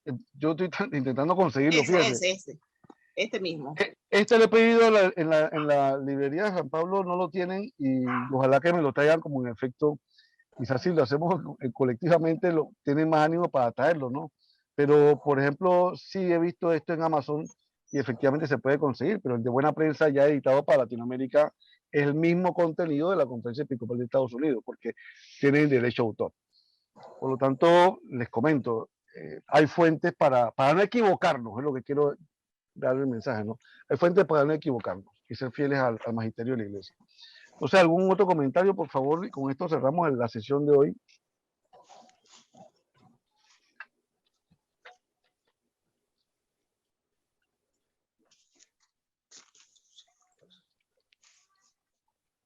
Y no sé si está el padre Ángel,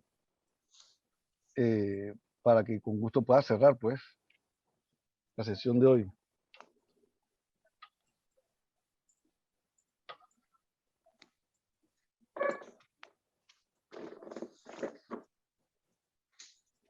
¿Algún comentario, algún aporte que con mucho gusto sea bien recibido para poder generar más contenido en próximos eventos también para compartir, ¿no?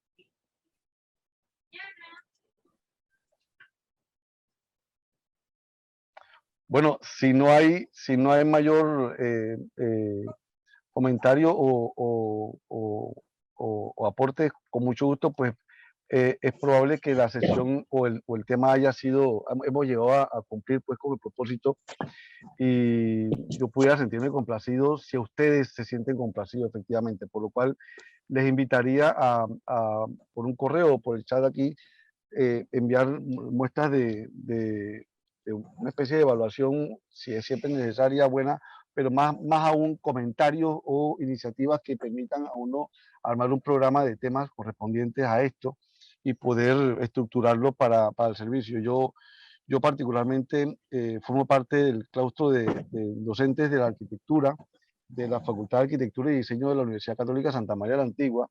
Hemos tenido la oportunidad de poder ayudar, en este caso particular, este cuatrimestre que acabamos de cerrar, con una extensión inclusive con algunos trabajos muy fundamentales y básicos, por ejemplo, para potenciar la Comisión de Arte Sacro de Chitré. Aquí en Panamá también estamos haciendo algunos aportes para fortalecer la arquitectura religiosa en términos de la Arquidiócesis de Panamá, en algunos temas muy puntuales, que de pronto pudieran ser la arquitectura religiosa como un tema para plantear en próximos eventos, ¿no? Así que, por lo tanto, podemos concluir el día de hoy agradeciéndole a ustedes la paciencia, porque básicamente ha sido de una dirección por lo vasto del tema, pero con la garantía de que eventualmente estaremos comunicando otros métodos y otros procesos y estructuras para que podamos tener el tema como un tema también de formación. Así que yo les agradezco el tiempo y podemos despedirnos pues generando que tengan ustedes pues una feliz y santa noche. Disfruten por favor Pentecostés y todo el tiempo de Pascua que nos queda y el tiempo también ordinario. Pasen una feliz noche. Muchas gracias, Francisco.